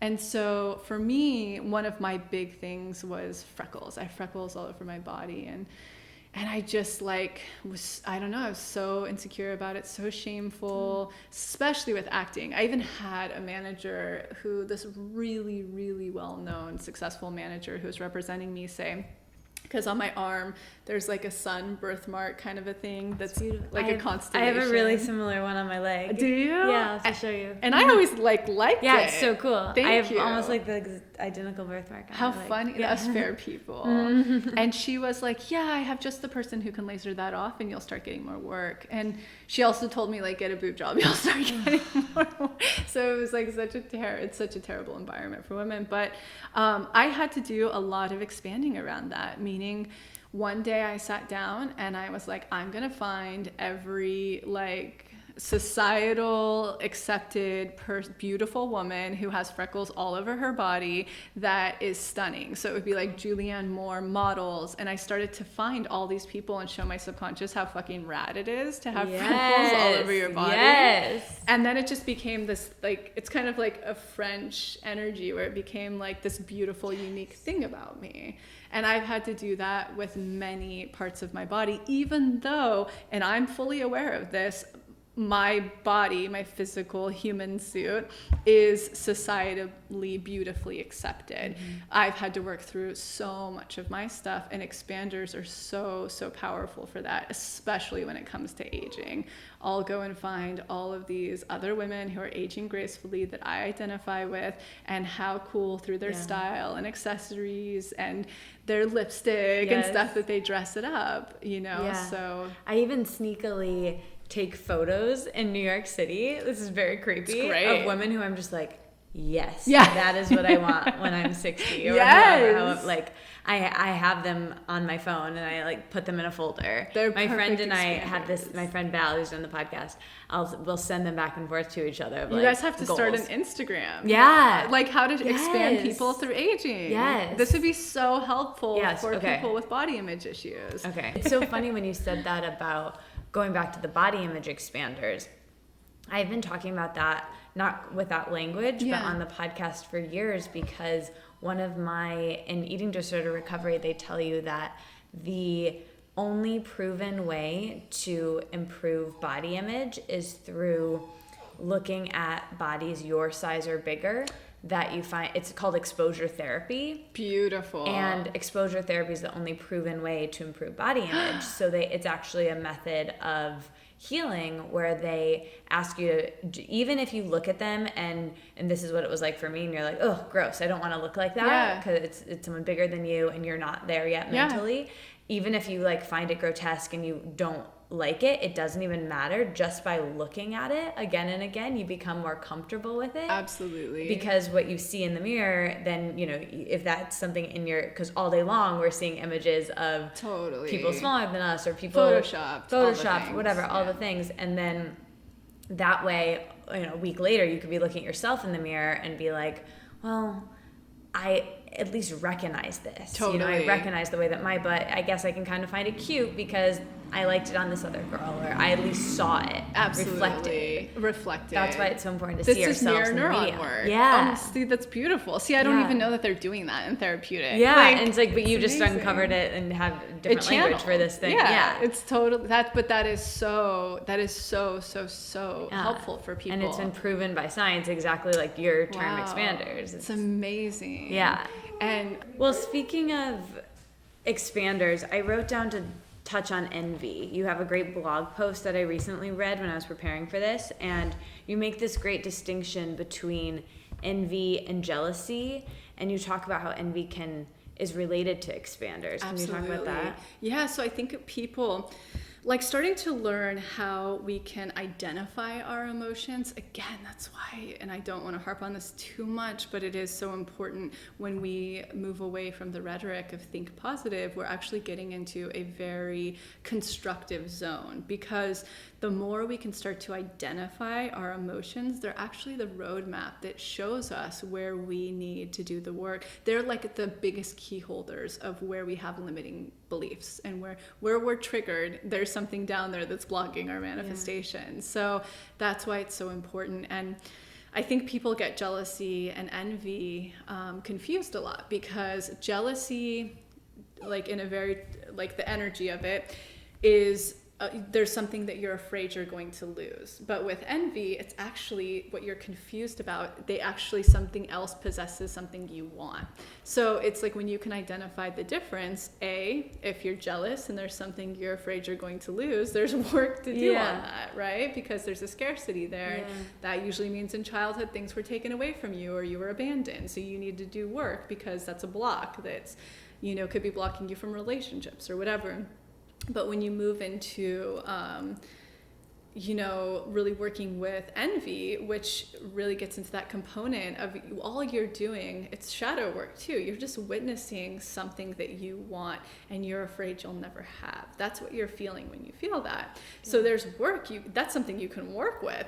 So most importantly, when we get over the like normal human emotion of envy, where you have that freak out and that tensity and that fear rise up in you, or all the stuff that comes up in you, when you can move past that and you start to look at, oh, they just have something I want. They're just showing me that that exists. They become an expander for you. Yeah. You start to see, to believe what's possible. So I always tell people, the moment you feel triggered through envy, don't just walk away from that energy. Yeah. Like, use this. Look at what they have, what they represent, and start to map out. You know, there's a great post everybody can go, you know, as you said, go look at it. Yeah, but there's like journaling work you can do around that, and you can start to look at, well, what is it that I want that they have, and what do I need expanding on deeper? Like, work with that energy. Yeah. And that's where I tell people, when you're triggered, don't just let it fly by you. When you get pissed, or you're sad, or you feel desperate, or those things, they are so beautiful.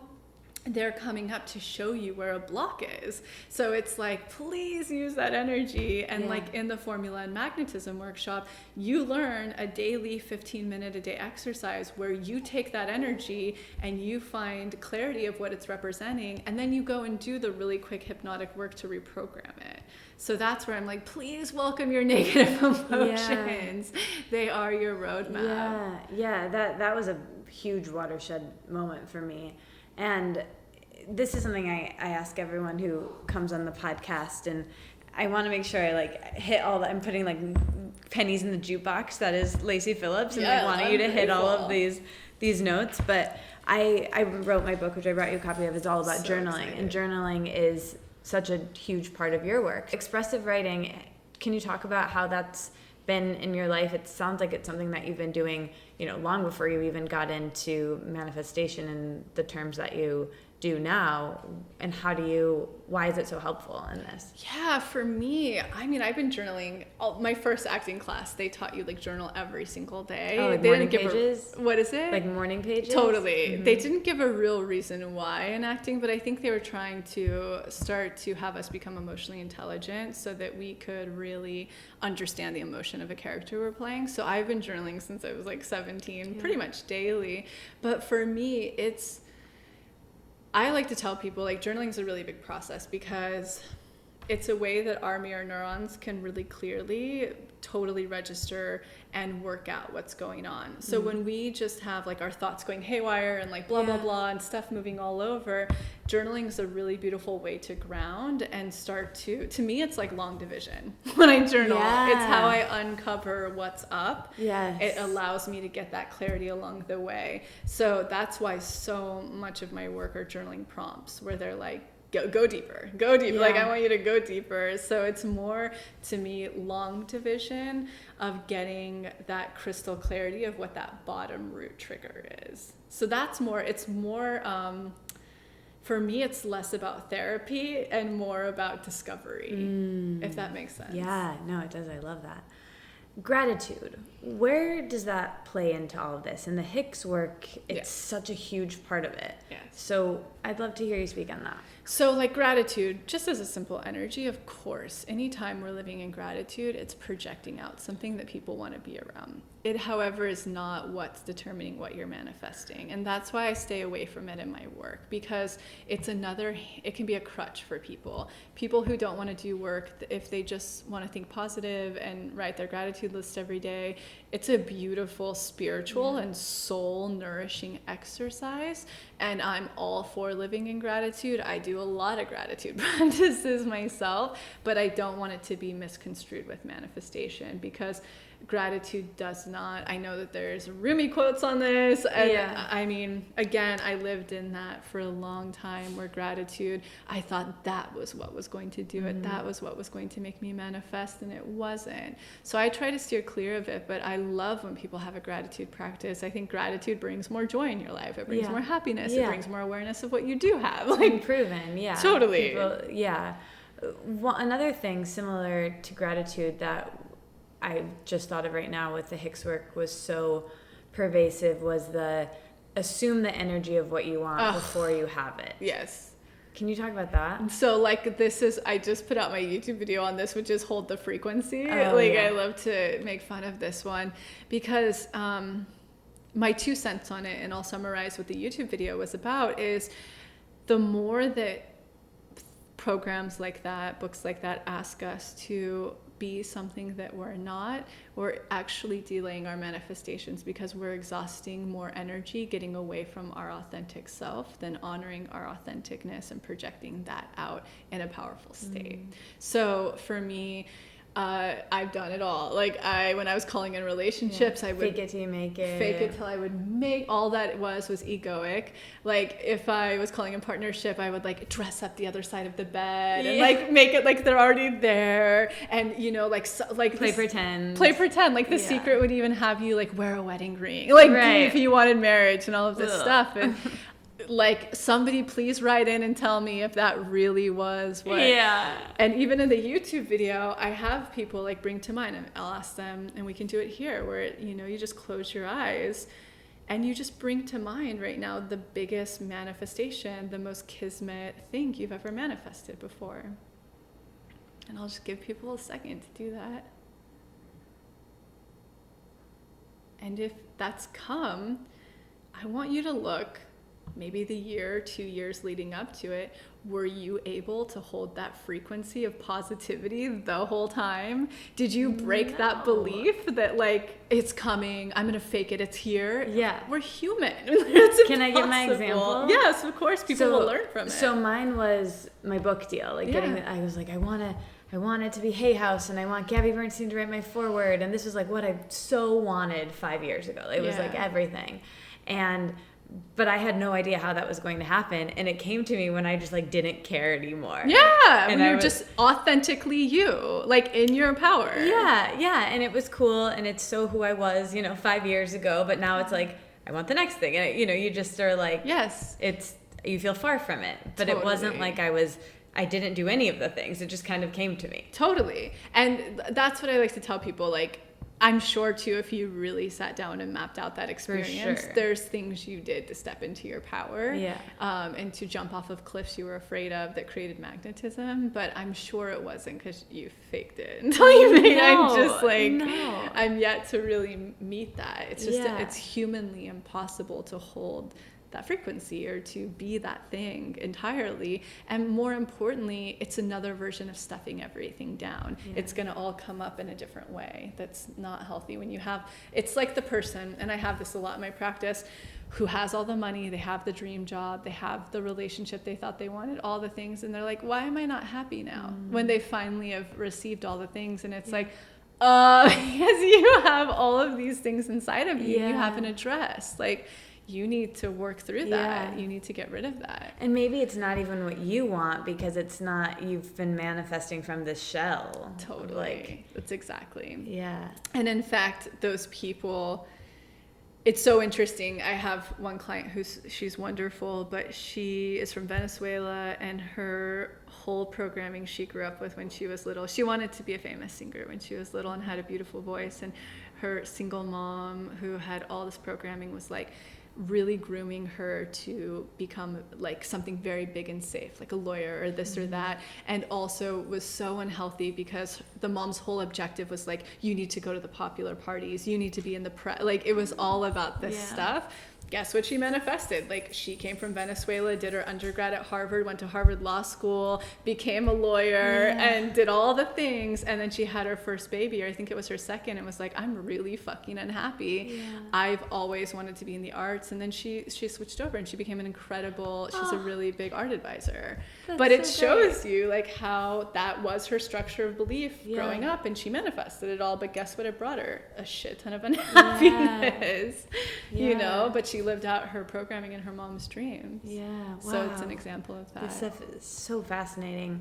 I wrote down the word labels because you have this great blog post about how counterproductive and repressive labels are, and I would love if you could address that on the podcast, and why, which I know is a question that if this is new to people or people listening to this information are likely to have, of why do bad things happen to people when it comes to manifesting, and why are there are people repressed and in poverty? Absolutely. And so I was getting that question a lot, and I obviously could only answer it from my own philosophies. And so in the article, I really I'll link to that too. Yeah, you guys can read. It's really, it's like my clear, like decisive answer on that. But like, luckily, I always say this, I'm like, why was I put into this body with this message? Like, why do I have to seem like a white privileged chick talking about how to get everything in your life? It fucking sucks. Like, I mean, I just wish I could have a little bit more diversity on all fronts with that. But the one thing I do know is, and I lay this out, but it wouldn't be authentic. It wouldn't be authentic. It wouldn't right? work. Yeah, like, the only one who's done that, I mean, there's been so many activists and so many wonderful people, but like Oprah really has it all. You know, she can really, she can translate to almost anyone, and it's so beautiful to watch that with her.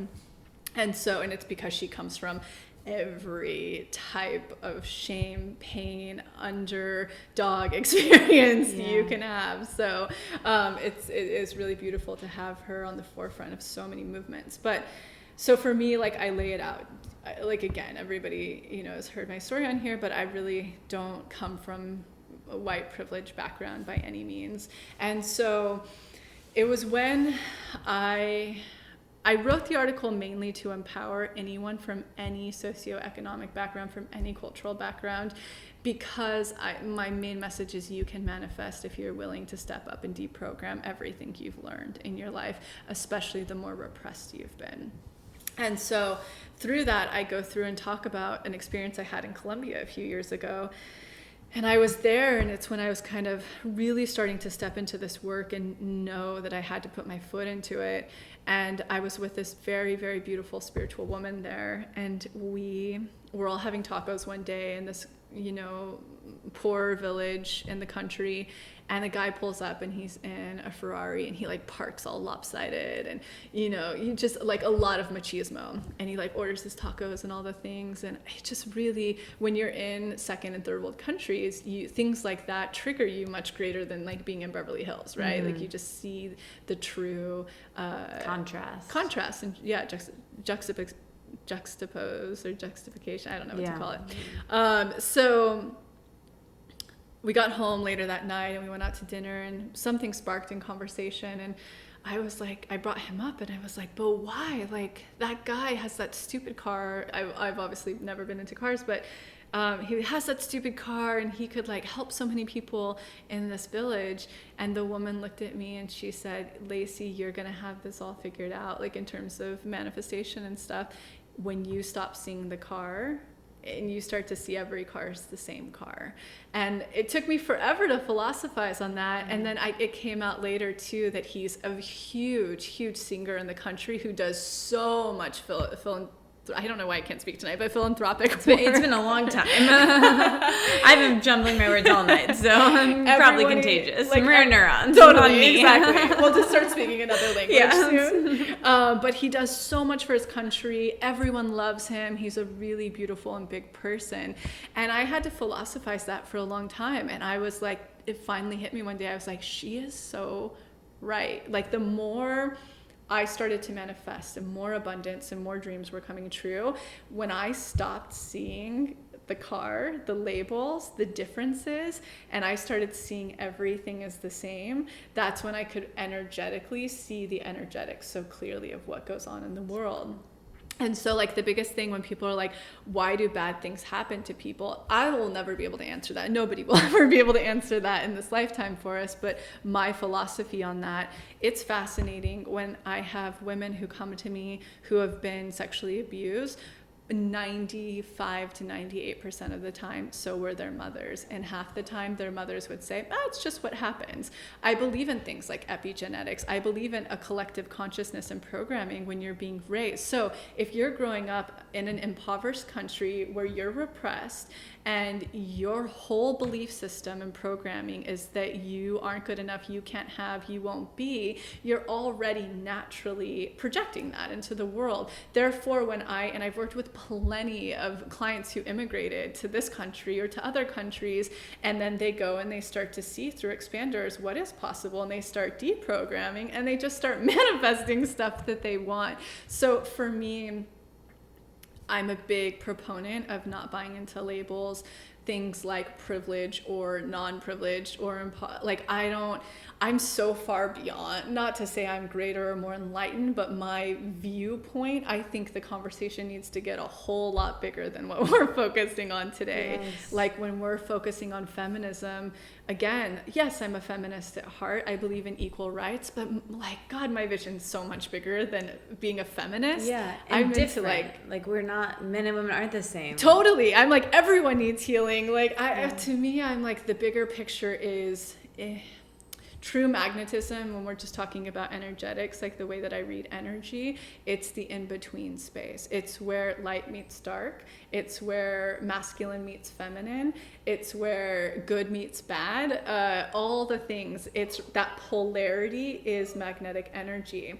So when I'm looking at stuff, for instance, Aries, in my practice, Aries are the quickest manifestors if they're unblocked, because they inhabit that. Most of like the Aries women I know are bisexual. They don't adhere to masculine and femininity as much. They're more in that abstract in-between area, so they can play with that more undefined space. So when I'm looking at like the greater picture, I'm like, who cares about like people's sexuality? I'm for like all genders, all races, all like sexual orientations. When you start to take off labels of privilege, unprivileged, socioeconomic, this, that, religion, sexuality, you start to deprogram all of that. Bodies, like that's when you're getting really conscious. Yeah. That space is where anything's possible. So I'm not a huge proponent into buying into cultural labels. It's just such bullshit.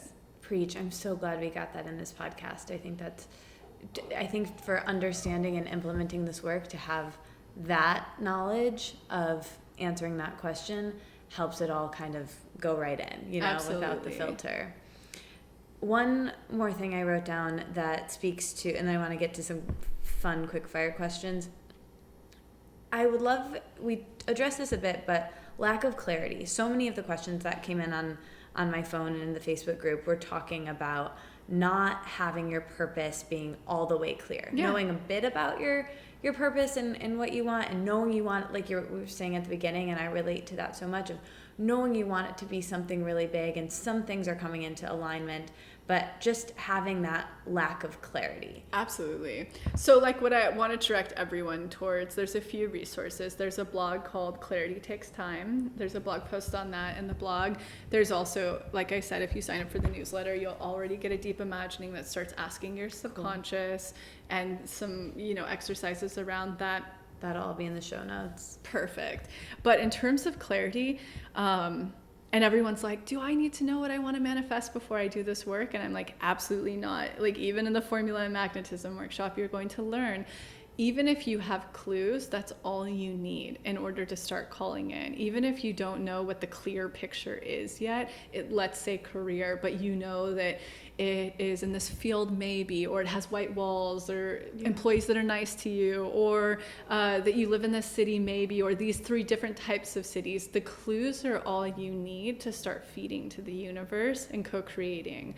So the Formula and Magnetism, sorry to interrupt, I just want to mention that for people listening. I'll link to that in the show notes. But that, if you've been listening to this podcast and any of these concepts that we're talking about are relating to you, which they probably are, because they sure relate to me, and you've been taking notes, what breaks this down really organized really well is this video series that Lacy has called The Formula and Magnetism. Yeah, and that's available all the time? Yeah, totally. Okay, so anytime. we'll and you get 4 that. months to work through it. But that'll start helping you. And so that's what she was talking about. Yeah. And clarity at the end of the day, if you're not clear yet, you're not supposed to be. And that is okay. You're right where you're supposed to be. And I know when we live in like the human experience where there is such thing as time and space, it's really frustrating, especially when we're in a culture that really reinforces success and needing to be clear. But at the end of the day, like, you are picking up the tools the lessons, most importantly, that you're supposed to be learning right now. So yes, like, there are exercises you can do on clarity and tips you can do on clarity, and my new work of authenticity will have stuff like that. But still, at the end of the day, the most important message I want to impart is, if you're not clear, awesome. Like some of the most interesting people I've worked with who are older and they're like doing a whole new thing in their life, didn't have clarity, and they ended up manifesting the most interesting the most interesting different things they could have never imagined. So it's like being open to the possibility, but starting to really tune in to your preference, your intuition, and opening up what possibility exists while being right where you're supposed to be is actually really, really, really special. Oh, I love that. If you don't have clarity, you're not supposed to. Absolutely. So good. And don't don't book a session if you don't have clarity. With me, do the other stuff. Obviously, it's a far less investment, but also I can't tell you, and I hope you're not going to a psychic to try and get clarity, because that could really limit your potential. Unblock, and it'll come to you. Dude, the more you get rid of what's not serving you, like in the subconscious, in the physical level, the more things you just want and naturally desire and like are going to start showing up in your life, especially if you're expanding through expanders. So if you're having trouble with clarity, unblock, expand, and also actionably, and unblock teaches you this, actionably really starting to step into what you want, meaning like what makes you happy and what serves you, and letting go of what doesn't. It's enough to start drawing in things to you where the universe is like, ooh, let's send them more clear. They're stepping into their authenticness. Cool.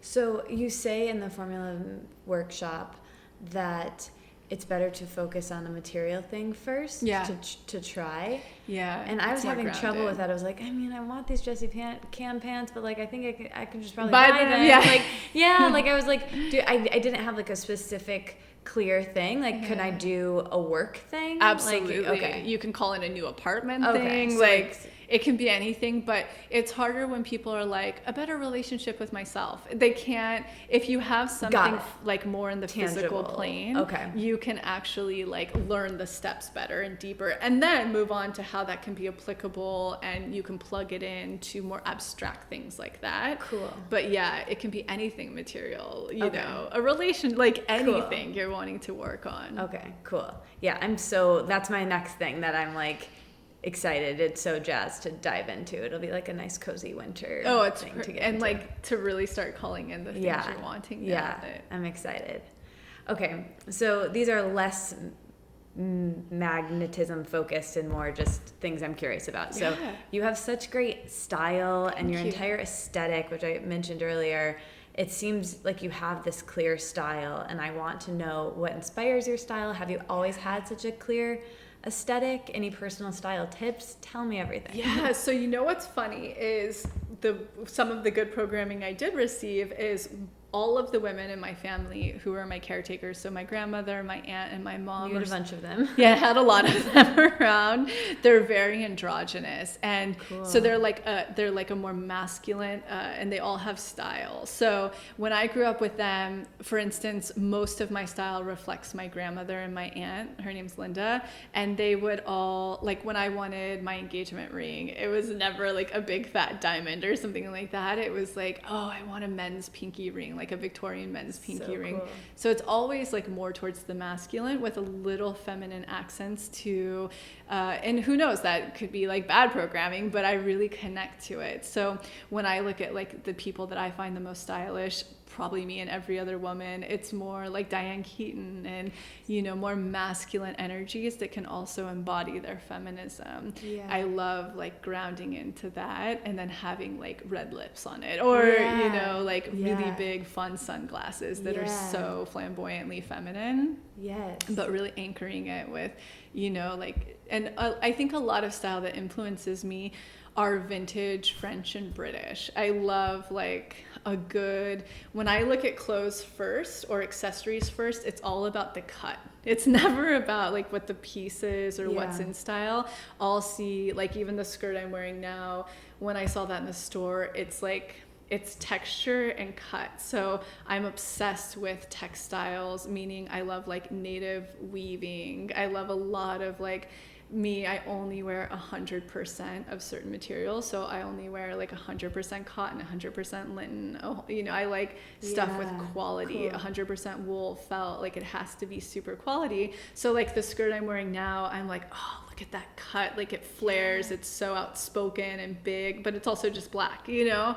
So like me, it's always about a flamboyant touch, the cut, and masculinity with also a feminine accent. Yeah, it's so cool. I mean, as much as you inspire me with the manifestation stuff, I think maybe even more so is your aesthetic and your style. I'm grateful. No, it's really iconic and specific and cool. It makes it fun too, and it also takes stuff out of the woo-woo. It's totally. in the practical, in the world, material, like it's still on this plane. Yes. I think that's why that kind of draws me and probably a lot of people into your work, and is for that, and they stay. I've had people say that where they're like, "Ooh, that's a weird gateway," and then we like get in and we're like, "Fuck." Yeah, totally. I'm gonna fix my childhood with this woman who I just liked her shirt. You know, I really wanted those sunglasses, and now I'm like working on my shadow. It's wild. It's great. It's so great. Thank you so much. So you said that your fiance is a designer. Does that inform your style? Do you guys talk about style? I mean, it's funny because we have a super similar aesthetic when it comes to like home design and stuff like that, but that's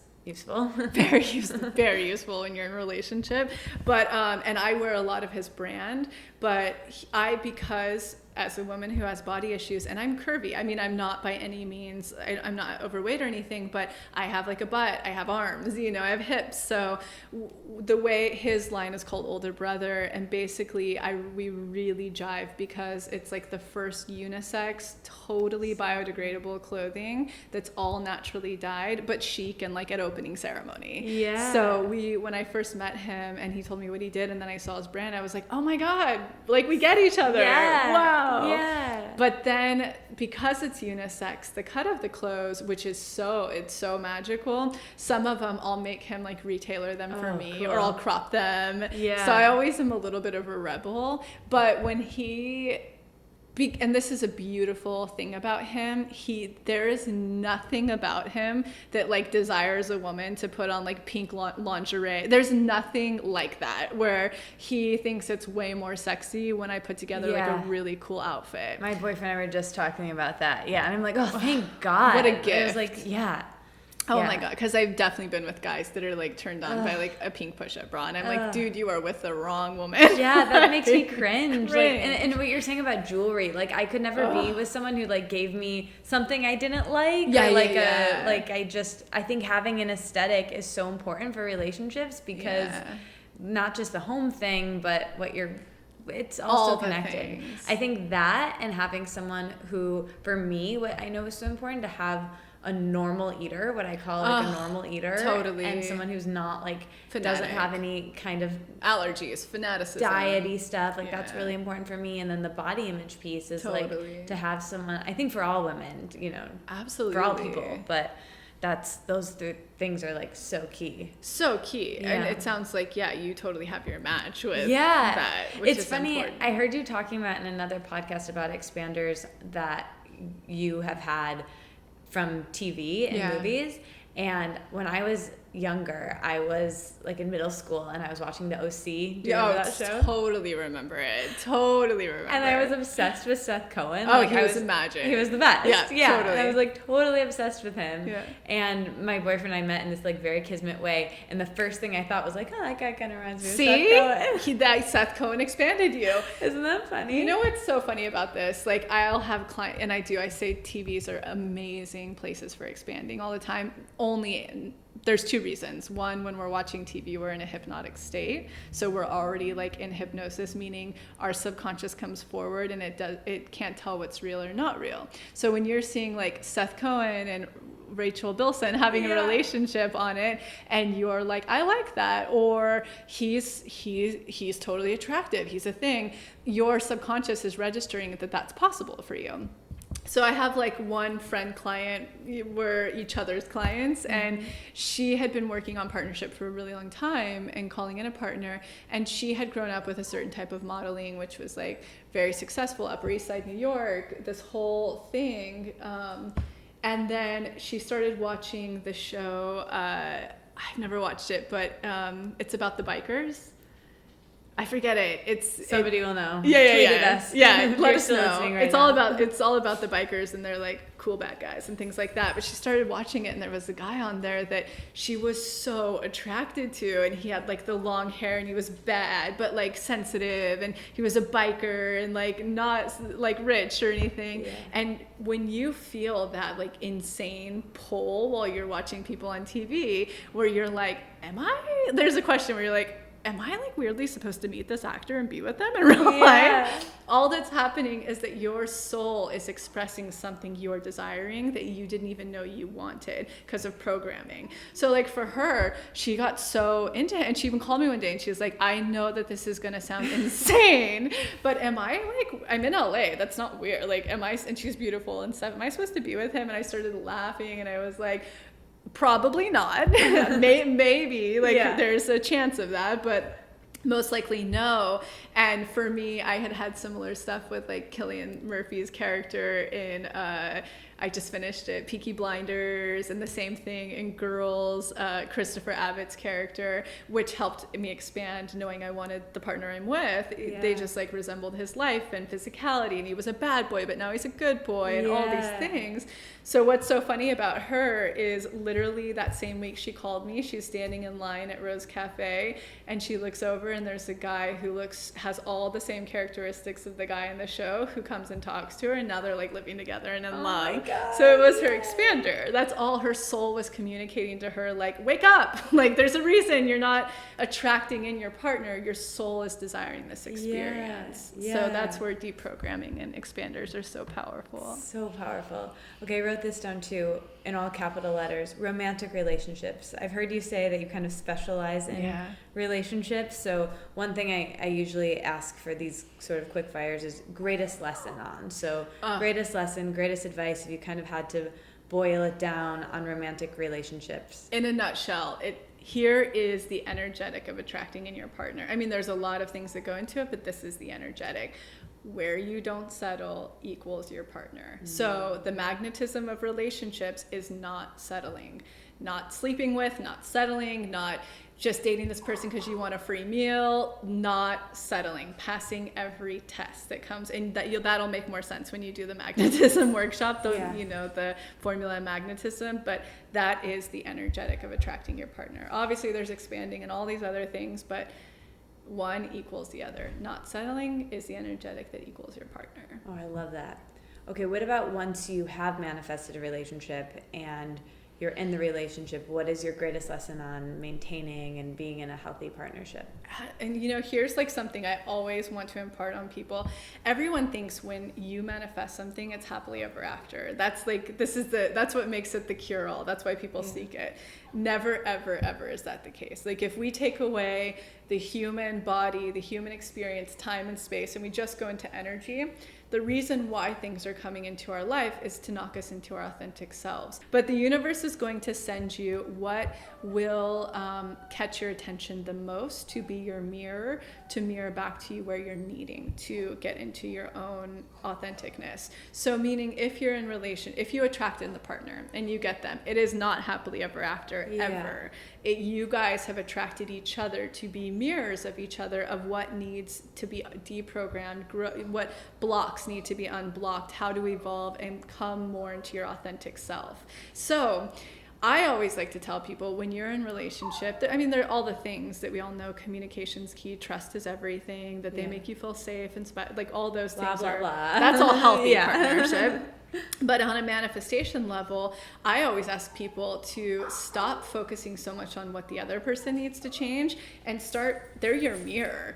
What you're projecting, you're receiving. So meaning that do like in the formula magnetism workshop, that exercise, when your partner triggers you, don't let that energy go and don't blame them. Start to look at what about you it's projecting that's receiving that behavior back, meaning what low self-worth thing, like what's making you be able to be pushed around or manipulated or all the things. That's what the beauty of being in partnerships all about, is how much they can reflect to you that you need to shift to get into your authentic power. Yeah, and it helps you grow, and it's not always comfortable. Not at all. And I'll do stuff all the time where I won't even have conversations with my partner. He'll trigger me and I'll be feeling insecure, and then I'll go and do the journaling work and I'll do the reprogramming, and I'll go, oh my God, when I was little, like my partner, if he's been treating me where I'm like, am I just, like a trophy to this person? And this isn't the case in this current partnership.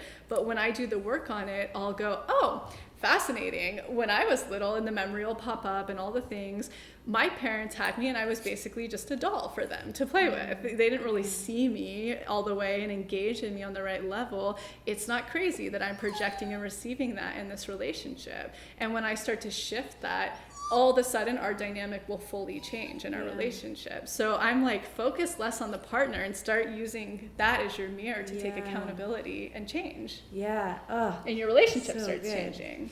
Yeah. And then if there's someone who can't honor that work and that shift, maybe they're not the right partner. Yeah. Oh, so good. Okay. Going back to aesthetic a little bit, you, like I said, have such a clear style aesthetic, but that also translates to your graphic design and the design on your website, Free and Native. Have you always had do you have a design background? And like, what is your blogging advice and keeping everything, it feels so authentic and true to you? So for me, I just have always had an eye of what I like and don't like. And that was something I was never, when it comes again back to intuition, I was never fuzzy about that. I'm so strong-held when it comes to design, and I know what I like and don't like. And I don't care if it's popular or not popular. That's like cut. Huh? It's like cut. It is, totally. It's like looking at the cut first, whether it's in style or not in style. That's again where it's a weird way that I'm in my authentic truth. I grew up around women who had the same thing, so it's not something that I had to work on. So when it comes to like aesthetic on the blog or the way that I put out work or programs or marketing, I never look and go, what is everybody else doing? Yeah. I let it download through me and I go, I like that or I don't like that. It's again just the same preference, because I know what I like and what resonates with my authenticness, and what's owned is what's going to project. It can be the ugliest thing on the planet or the weirdest campaign, but people are going to notice, because that's the if we're saying vibration, it's the projection that I'm putting out there is owned and authentic. So for me, I just know right away if I walk into a space, I'll be like, I like that, I don't like that, I like this, I like, if I see branding. Yeah, it's just something we know. I think everybody has that, but I think that people could have been shamed, or it wasn't, they were told in a household where they had a totally different aesthetic to the people raising them, that's bad and that's stupid and that's ugly or it's not good enough, and so they dim that and they don't trust their intuition anymore. Or even for like graphic design specifically, people are like, well, it won't sell, or people won't like it if it's not this like what's trendy right now. Totally. And so I talk to people about this all the time, because I see copying so much. I get copied all the time. It's constant. And I tell everyone, like, there's a great article on this on the blog called Authentic. Google it, because I'm victim. Oh yeah, thank you. I'm victim to it too when I first started out. And so when I first was guided to start Free and Native, nothing like that really existed, especially that I was aware of. Everything in the like holistic blog realm was all really crunchy or really fitness. There just wasn't a masculine, more aesthetic thing. And so when I put it out, it was like people just noticed and things came to me because I was so in my authenticness with it. And then I started to look at what other people were doing, and I'm like, oh, maybe I should do that too, or I'm inspired by that, I'll try it. And it never worked for me. And I learned so early on, I mean, like year one, I put my blinders on and I don't look at what anyone's doing. So if I'm like, anyone's in my field and I see that they're moving into my lane, it's an unfollow, not in a mean way, but it's because I don't want to psychic trespass on anything that they're doing. And why that is, it's not like a kindness. I mean, it is a kindness, but I know with like, how do I put it, with 100% guarantee stamp that if I listen to every download that comes through and I honor every authentic like knowing that works for me, and I put that into the world, that's what will create success right away. If I start getting, it's the same thing as boundaries, manifestation boundaries. If I start letting other people sink in, and then I do this and I'm listening to stuff that's not right, that's when things get fumbled and things tune out. So if people are trying to grow their brand, or they're in the arts, or they're in anything, tap into what you like, put that into the world, whatever you're most confident in. Not because other people are doing it, not because you're inspired by it, not because it's the style right now. It will translate. My brother, he reached out, I think he's 19, and a couple of years ago he's like, I want to start a blog, but like I'm wondering, you know, should I make it about this? It seems like people are blogging about that. And I was like, oh no. I'm like, you need to blog about, if you want to be a blogger, it needs to be your uttermost obsession. So if your thing is like a nickel collection, and that is the thing you are obsessed with, it will translate to people, and you will not get sick of blogging about it. Because guess what's going to happen in 6 months? You're not going to want to write another post again. So I always tell that, like, please start to honor your authenticness and get into your thing. And if people, because I know copying is such a big thing for people, if that's happening, like for me, it's an instant unfollow, it's an instant boundary, not because I'm being mean, it's because I'm creating space to get back into my like utter authenticity. Yeah, this was so helpful for me to hear, because I had this blog starting out when I started in college, and it was called The Wellness Wonderland, and I loved it, and it was this wonderful thing, and this podcast used to be called The Wellness Wonderland. And then when my book came out, my publisher was like, we want it to be your name, we want it to all be under this umbrella. So I was like, okay. So I let go of this thing, The Wellness Wonderland, which actually kind of served me, because it wasn't super wellness focused. I realized that wellness is an umbrella that comes, focuses on lots of different things. So that was fine to get rid of that name, but the way that I had someone build me this website that was following all the way that my photo and this and that, and I can feel it all right now. And I cringe, but it's still the website I have, and there's parts of it that are me, because I like the photo that my friend took of me, and I whatever, but I'm really in this redoing right now, and you're actually going to be the first episode of my new season. Yay! Yeah, and so I had this amazing, beautiful artist. Her name is Zoe. She made a new collage. She's a collage artist, and she made a new album cover, and just all these things that are so me. Perfect. And it's like a shedding all these layers, but I'm really going back to the way this Wellness Wonderland website looked, which my boyfriend at the time built when I was in college. It was just we didn't copy anyone, because I didn't know anything else existed. It was so authentic and so truthful. And I'm the way that the new way I want everything to look is much more similar to that than what it's been. It'll be so much more successful. Like, watch anytime. Thank you. Yes. I know Yay. it always. Yeah. And I watch it over and over again when I see people looking to other lanes, and I'm just like, I can see how quick that's gonna burn. Here's another great thing. I see people popping up all the time that are like manifestation guides, and I'm like, people will send it, because when I launched this nothing like that exists. Like, manifestation's been around forever, but never an advisor or coach or a guide or something. And I watch it, and I'll get a little laugh, and I'll be like, that'll burn out just as quick as it started. Because it's not going to take them anywhere, because it's not their authentic truth. Right. They were inspired by something, and they're like, that looks like a wave I can follow. That's a better thing than calling myself a life coach. So I'm going to do that, and I'm like, good luck. We'll see. Yeah. Do you feel like with this work you would ever potentially, as you grow, train other people to...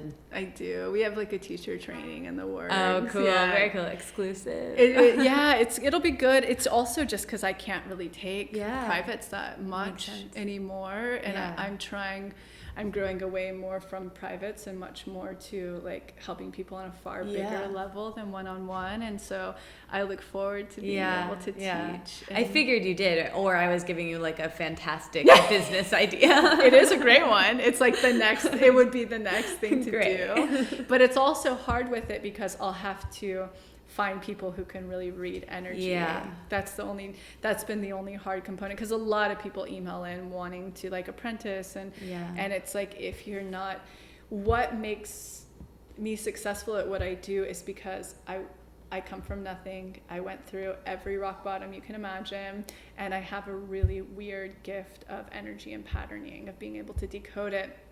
And then when you find the formula, like that, anyone can learn a formula. And also, you forgot a bunch of things. You're also really articulate and magnetic and beautiful and like all these things. But thank you so much. But like anyone without those could do this with the formula, but unless they really understand the bottoms of things, so how deep the threshold is. When you've gone through a rock bottom, like when a client's in it, I love it because they're experiencing how low they can go and how much they can trust the universe. Meaning, like, if they're the brokest they've ever been and they've lost everything, that fear's gone. It's no longer going to be a fear again of like, what if because that's what stops us so much from doing stuff, is like, oh my God, I've never been single. What if this person leaves me? And who am I? Once you face that fear, you're like, oh, fuck it. I'm so empowered. Your threshold gets a lot greater. So that's why, like, people I train, teacher trainings, like, they're going to have been through those things. They have to understand energy, so I can teach that to them on a deeper level. So it's tricky, like, having to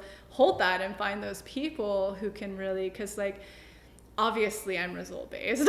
I share testimonials constantly. Like, that's really my thing.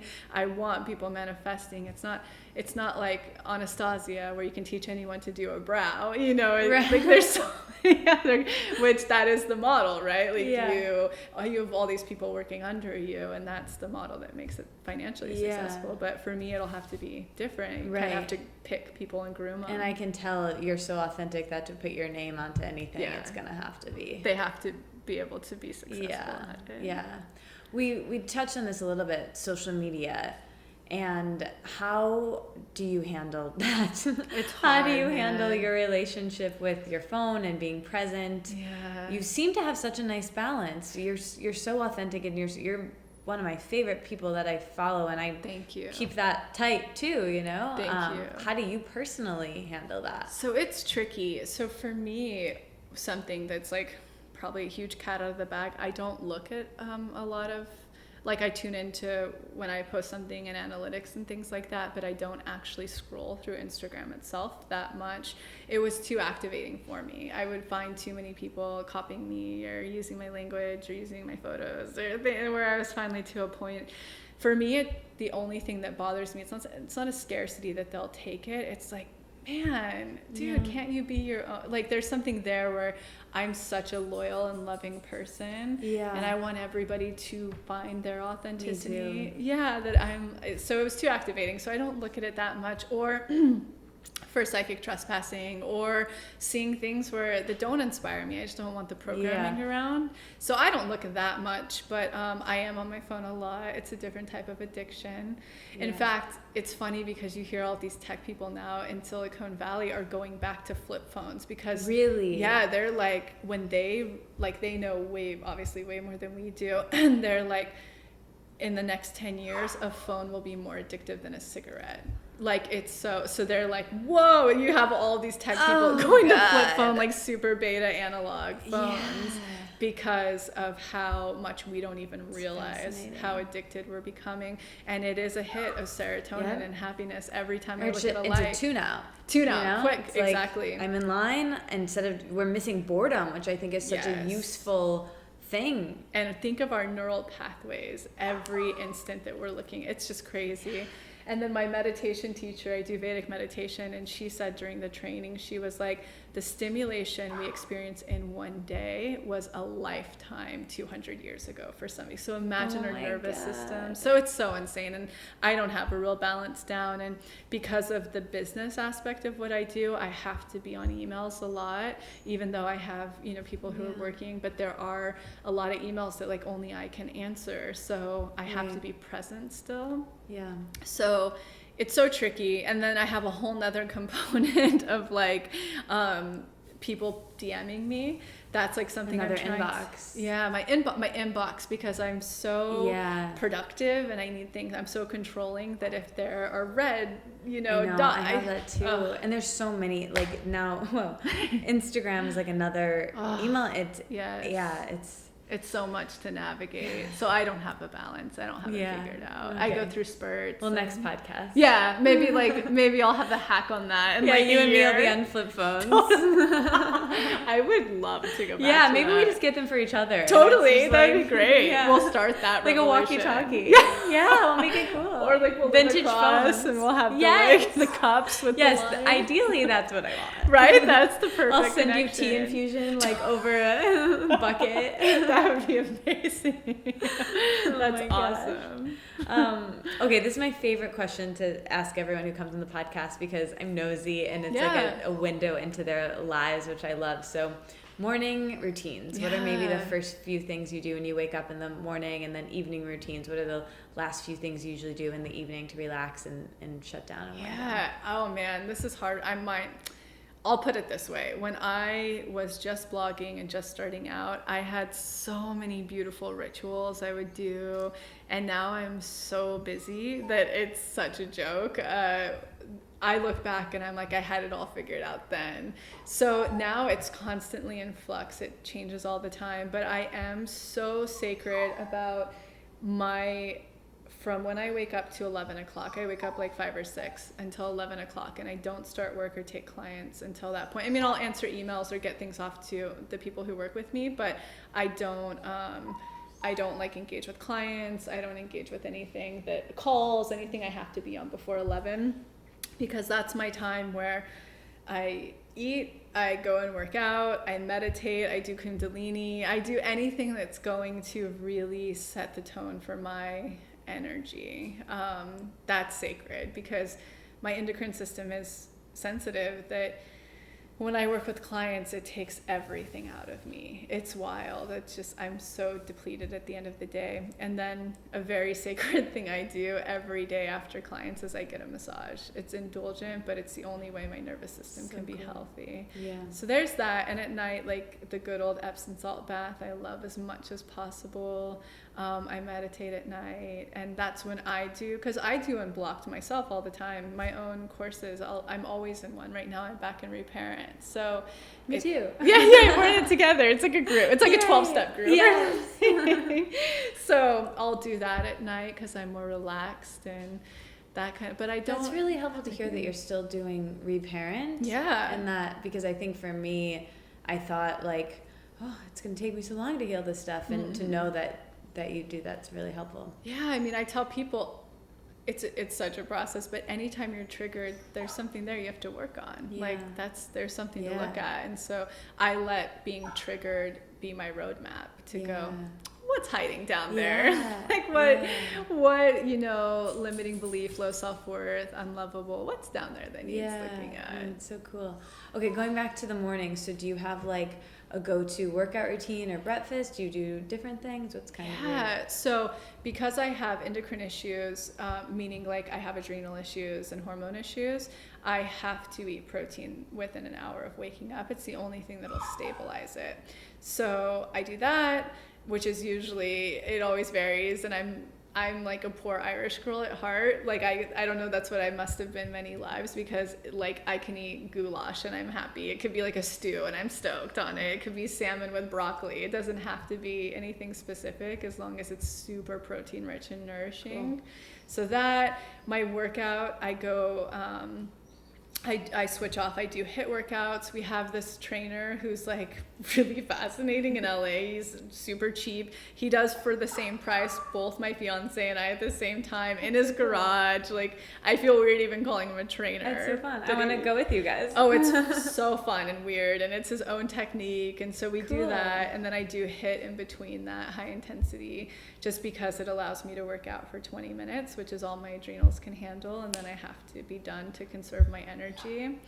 And then I practice Vedic meditation, and when I do Kundalini, I have a Kriya, or not a Kriya, I do like, I do like 3 Kriyas a morning that I think really help me, and that's it. Cool. Yeah. I love that. That's my morning. What about greatest lesson on productivity, creativity, advice?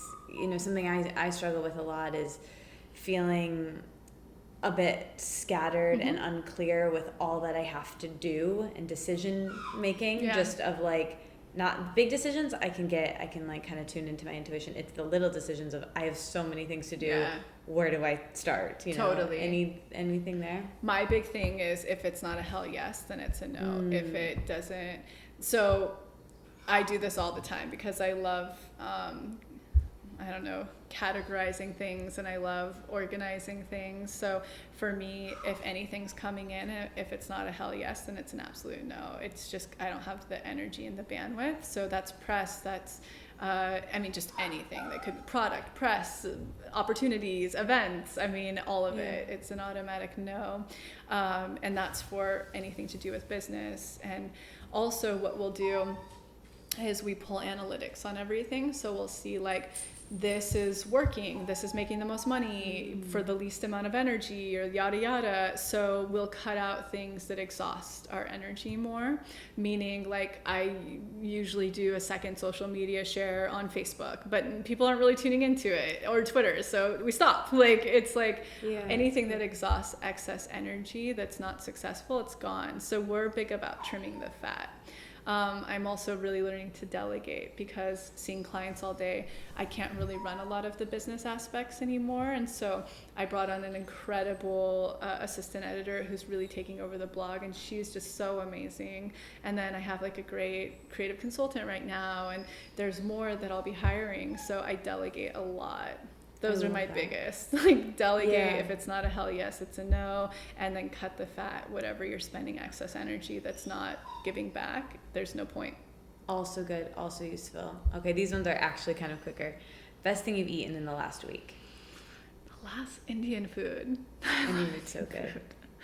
Favorite part of your life right now?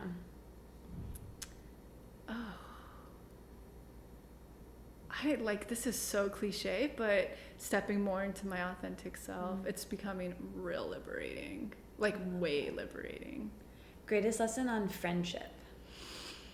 Ooh, vulnerability. I have none. I can't, and I'm learning that you have to communicate and be vulnerable. Yeah, I'm that way too. It's hard. Okay, this is really just a time for you to recommend things. So in terms of media, podcasts, music, anything, blogs, anything that you love. And on your blog, you have so many of your current favorites. So I thought maybe you could do maybe some all-time favorites here. Okay.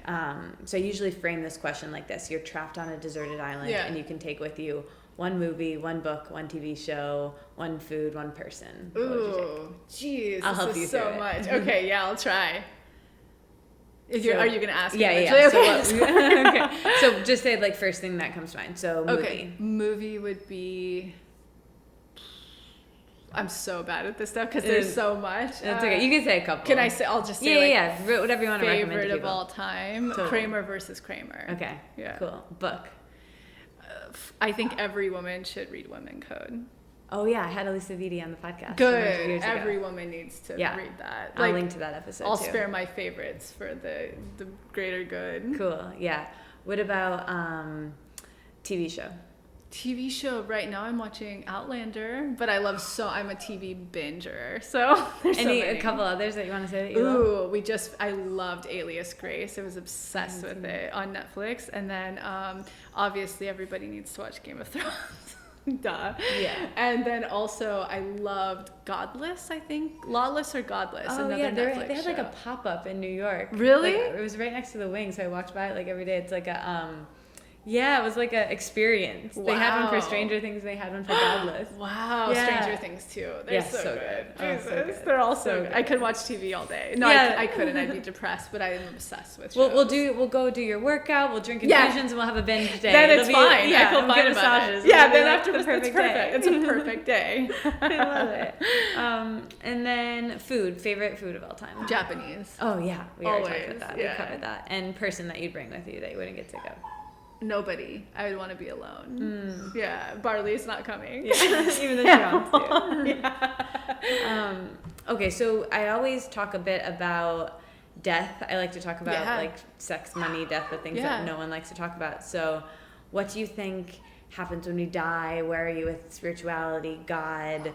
How does spirituality play into manifestation? All of that. who knows, but I'm a big believer in I love starting to learn techniques right now about like Buddhism techniques around facing death while we're alive. So in a lot of meditation, like really like a great one is sitting down and like decomposing your whole body and being dead, and meditate and just facing it, that fear of like, let's just see what's the scariest part of dying. Let's just live it out in meditation and just see. Then we face it and we're like, well, it doesn't have as much power over us, right? Because a lot of ego comes out of the fear of death, and that's how a lot of societies are controlled, through religions and stuff like that. So I like to see how I can kind of break that mold.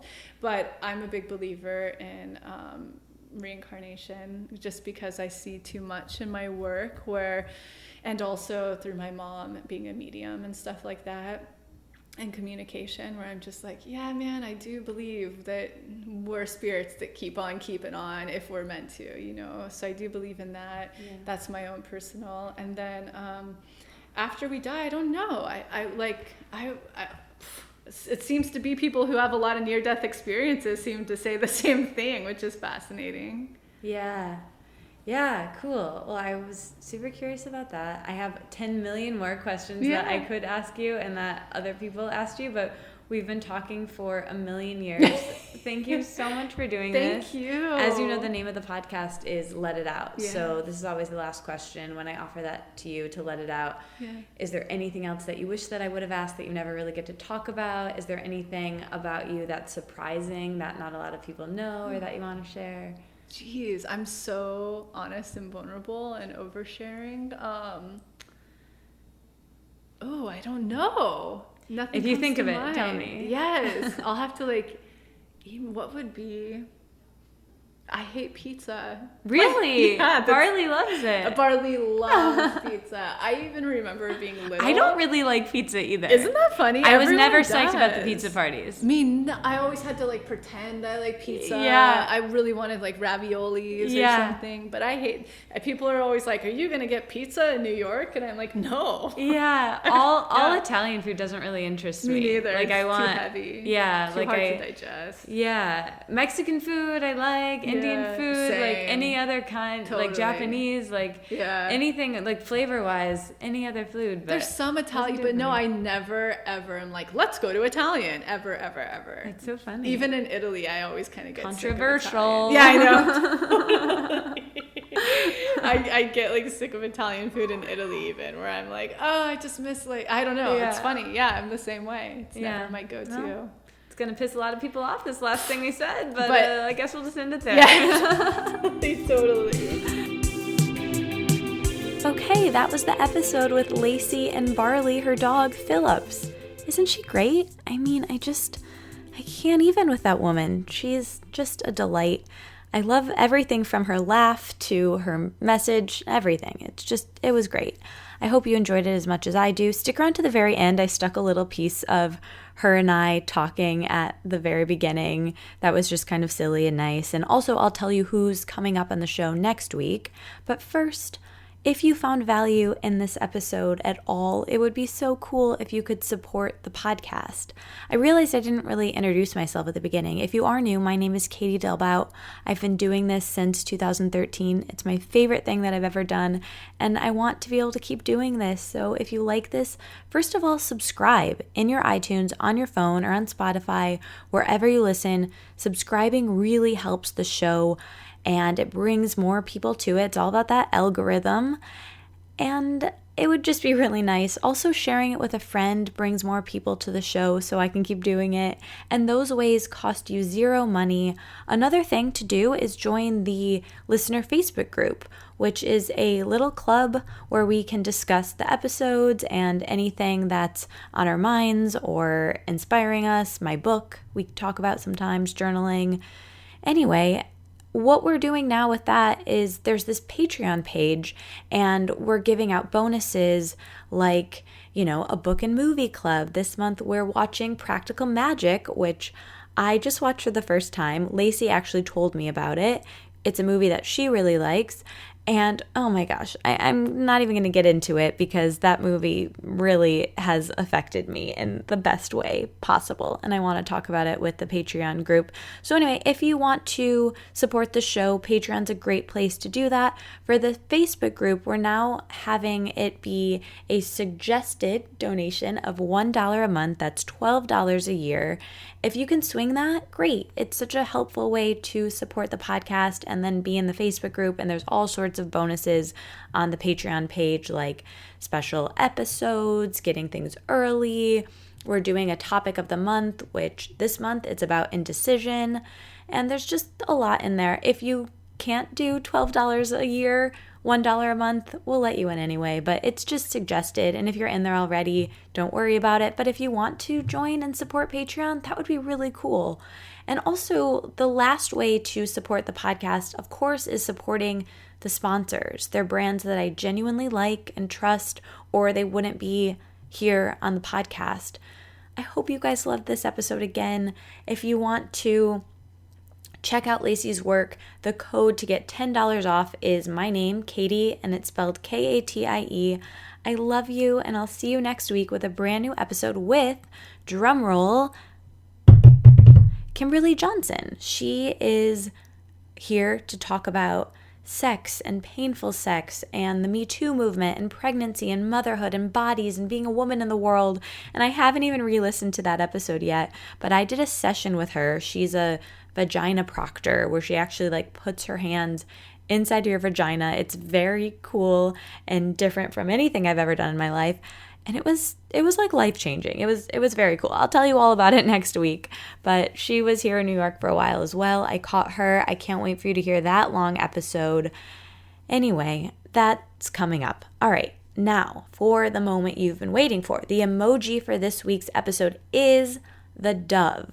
I forgot to ask Lacy what her favorite emoji is, but she texted me the dove quite a bit, and she's used it on Instagram, I've noticed quite a bit. It's a beautiful emoji, just like her, so it suits her. I'm pretty sure it's probably her favorite, even though I didn't ask her. And if you're new to the podcast, what I'm even talking about with the emoji is comment on my Instagram this emoji, the dove, and it just is like this little fun inside joke where you comment at me and at Lacy. She's free and native on Instagram. I'm at Katie Dalebout, KatieDalebout. You just follow us and comment, and then it lets me know that you're listening all the way to the end of this very, very long outro to a long episode. Anyway, it's just fun if you want to comment. I love you, and I'll talk to you next week. Bye. Guys, I love a clean apartment, but what I don't love are the nasty chemicals found in traditional cleaning products, and that's why I love today's sponsor, Branch Basics, a very cool, sustainable, and affordable cleaning product line. Their products are all one multi-purpose concentrate that makes cleaning simple, affordable, and sustainable. All of their products are refillable and significantly less expensive than similar single-use products. They are not only safe, but their company also is eco-conscious and completely sustainable. I really love these products. They work on everything from sticky messes to terrifying stains. They have really made my life easier. I use them on everything from my laundry to cleaning my bathroom. Check them out and get 15% off your order of Branch Basic products by going to bit.ly/LIO Branch Basics and entering the code LETITOUT at checkout. That's bit.ly/LIO Branch Basics and enter the code LETITOUT at checkout. Today's episode is brought to you in part by FreshBooks.com. You know FreshBooks. You love FreshBooks. If you've been listening for a while, you know that I use FreshBooks. I love it. It's the easy-to-use online cloud accounting software. You can personalize the colors, and you can even add your logo. It's great for sending invoices. It really makes you look buttoned up, and it's great for tax season. You can even set up FreshBooks to import expenses directly from your bank account, so whenever you purchase something for your business, it instantly uploads it to FreshBooks. I love it, and FreshBooks is ridiculously easy to set up. It's made for people who don't like dealing with numbers and their taxes. Right now, FreshBooks is offering a free 30-day unrestricted trial to our listeners. So to claim it, just go to freshbooks.com/letitout and enter "Let It Out" in the "How did you hear about us" section. That's freshbooks.com/letitout and enter "Let It Out" in the "How did you hear about us" section. Thank you, FreshBooks. You have such a great smile. Oh my gosh, thank you. So do you. It's a really Midwestern smile. It's like all American, wholesome. Really? Yeah, Oh my gosh. totally. I take my Midwesternness as like a defining characteristic in my personality. I bet, especially in this city. Like, don't let it. Everybody says it to me. They're like, "You're from the Midwest." Yeah. Do I have like a scrunchie on? Like, what can you tell? You're usually nice. Yeah. like kind, happy. It's so funny. I think I got distracted because the sky, look behind you. The sky is so pretty right now. I kept catching it did you catch when the sun came out for a little bit too? No, because when I went on the train, it was like beautiful, kind of sunny, and then I got on the train. When I got off, it was pouring rain. Wow. Yeah, and then it stopped. But it has been shifting all day. And there's this, I'll have to show you after, but by the bathroom over there, you can open to walk out to a little fire escape. And so we kept cruising to be like, is it time for a walk yet? Or yeah. Because she's a little like very California about the rain. You really brought the nice weather though. That's like it's like as warm as California here. The music you're hearing behind me now and all other original music in this episode is composed by Carolyn Pennypacker Riggs. The album art is by artist Zoe Harmon, and this podcast is produced and edited by Amanda Scharf and hosted by me, Katie Dalebout. Check out our website for show notes to everything mentioned.